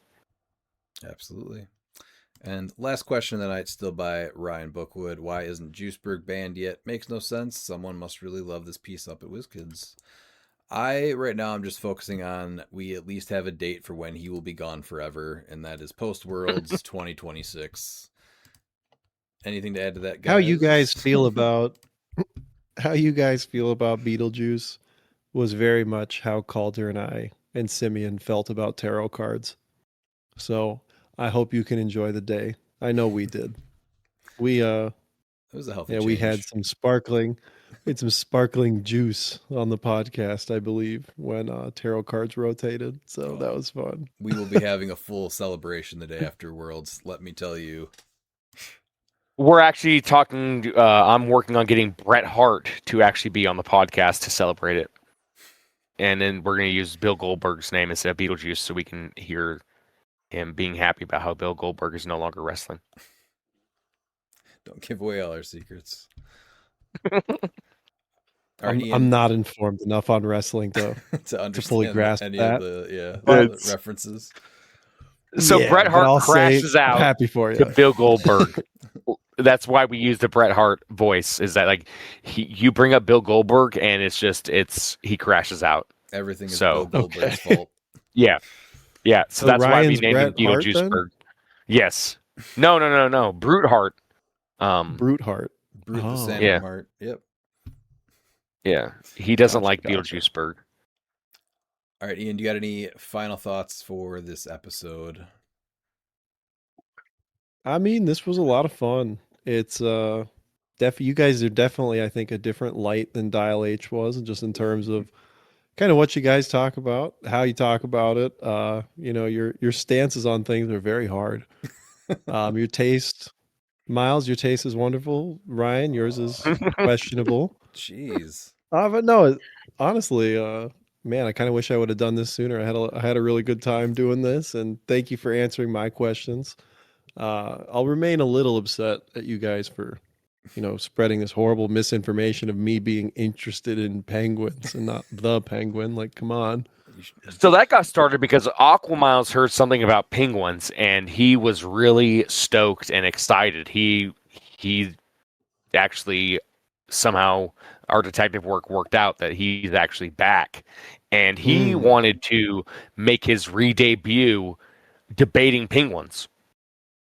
Like he was sold on so that misinformation comes from Aquamiles himself, and then Redborn obviously was encouraging it. So fair enough. He wants to eat the penguins. But genuinely, it was a good time. So thanks for the time, guys. Absolutely. Thanks for joining us. Miles, was those your final thoughts, or did you have something else? Yeah, no, that's I think that's a perfect way for me to end. And since he's not familiar with Mr. Brute Hart, I guess that we can go ahead and make this drop. Beetlejuiceberg. All right, that's it. I am super excited to build for get this, both silver and modern. So I got about 3 weeks to get ready for Origins. I know, it's crazy, right? Dude, I have been negative on modern. Blue Beetle 45 points, right? You're playing Blue Beetle at 45? Probably not. Because he's such a great figure, Ryan. I liked him. Do you remember defending this?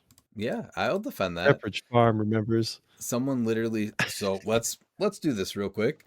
He literally says you cannot use a power, and that gets around plenty of things. Do you know what the problem with that is? It's a free. So if you're going to spend 45 points and it's your prime and just a piece's existence says you can't do that, not worth using. So won't miss it when it's gone. But speaking of missed when you're gone, Ian, you will be missed. And thanks for joining us. I appreciate that. And yeah, I mean, it really hasn't fully set in that, stepping away from this. So I appreciate you reaching out, asking me to hop on for, one last ride. I'll probably end up doing one more show here, and then I will be attending Origins. So I will see all of you guys there. I'm still planning on Worlds.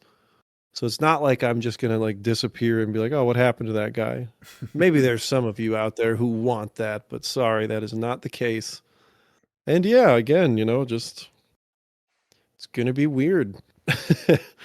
Not doing camera work and all that jazz. And I don't know, but I'm looking forward to it. There's probably some people that are like, who is that guy? I'd imagine. I don't think I'm that famous by any stretch, but for the people who have I guess treated me that way, like, it was always fun. I think one of the most fun things, one of my favorite memories, was signing some like Batman cards for a handful of people, and I was just like, oh, that rocks. Like, I can't believe you're gonna let me ruin this card with my one, like, horrible handwriting, but two, it's like, if you ever want to get rid of this, it's like, who's Ian? Why is this signed? But that was always fun. Well, I will see you at Origins and Worlds this year, but remember. And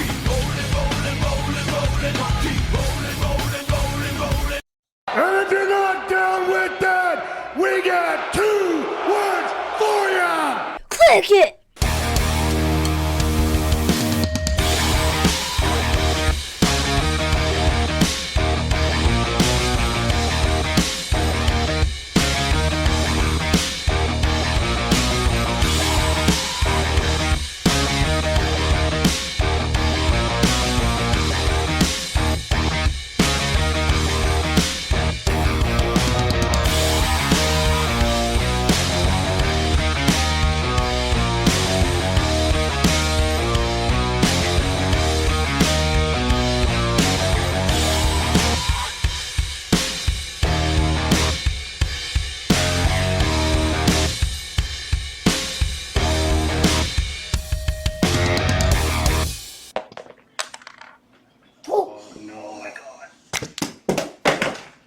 Get wrecked, birds. Holy jeez. Look at what we got here. That silly penguin is back again. No, Mr. Madison, they're not penguin. You got too much sun today. They're not penguin. It's too damn hot for a penguin to be just walking around here. I gotta send him back to the South Pole. I'm actually a penguin aficionado. Because penguins are, in fact, not penguins. So. Penguins are not penguins? Yes. I don't even know what that means. Okay, so the first penguin in quotations that was actually found and actually has the same genus as it, the name with the penguin, was the great auk, which actually is not related to penguins, even though they use it for the taxonomy. So realistically, the penguins that we know as penguins are actually false penguins because they're actually not closely related to the great auk, which is actually the first true penguin. So penguins are, in fact, not penguins. Club penguin. Mm-hmm. That's what it was called. Yeah. Oh, yep. Okay, yeah. They're talking about club penguin. Yeah. So they don't even know what they're getting into. Like, I am a huge penguin fan. And penguins are better than eagles. I asked ChatGPT and it gave me a great reason. So, what was the reason? Yeah, the reasons are, well, first off, like, in the end, eagles go raw. Penguins say, "Brother, endure the storm." A baby eagle gets pushed out of the nest and told good luck. Emperor penguin dads literally stand in Antarctic darkness for months, protecting the egg without eating. That's an absolute Iron Man performance. Eagles symbolize corporations and government buildings. Penguins symbolize joy. Penguins have elite mobility and diversification. They can waddle, they can belly slide, swim at absurd speeds, launch out of waters like missiles. An eagle loses a fish and gets mad. A penguin steals your heart and your sardines simultaneously. See, and if you see an eagle near you, there's tension. If you see penguins, your morale instantly improves by 35%. Yeah, I would say 35% Penguins also, for sure. right? Scientifically speaking, this is what it says. Penguins also outperform eagles in underwater speed, group coordination, tuxedo consistency, comedic value, merchandise appeal, emotional support aura.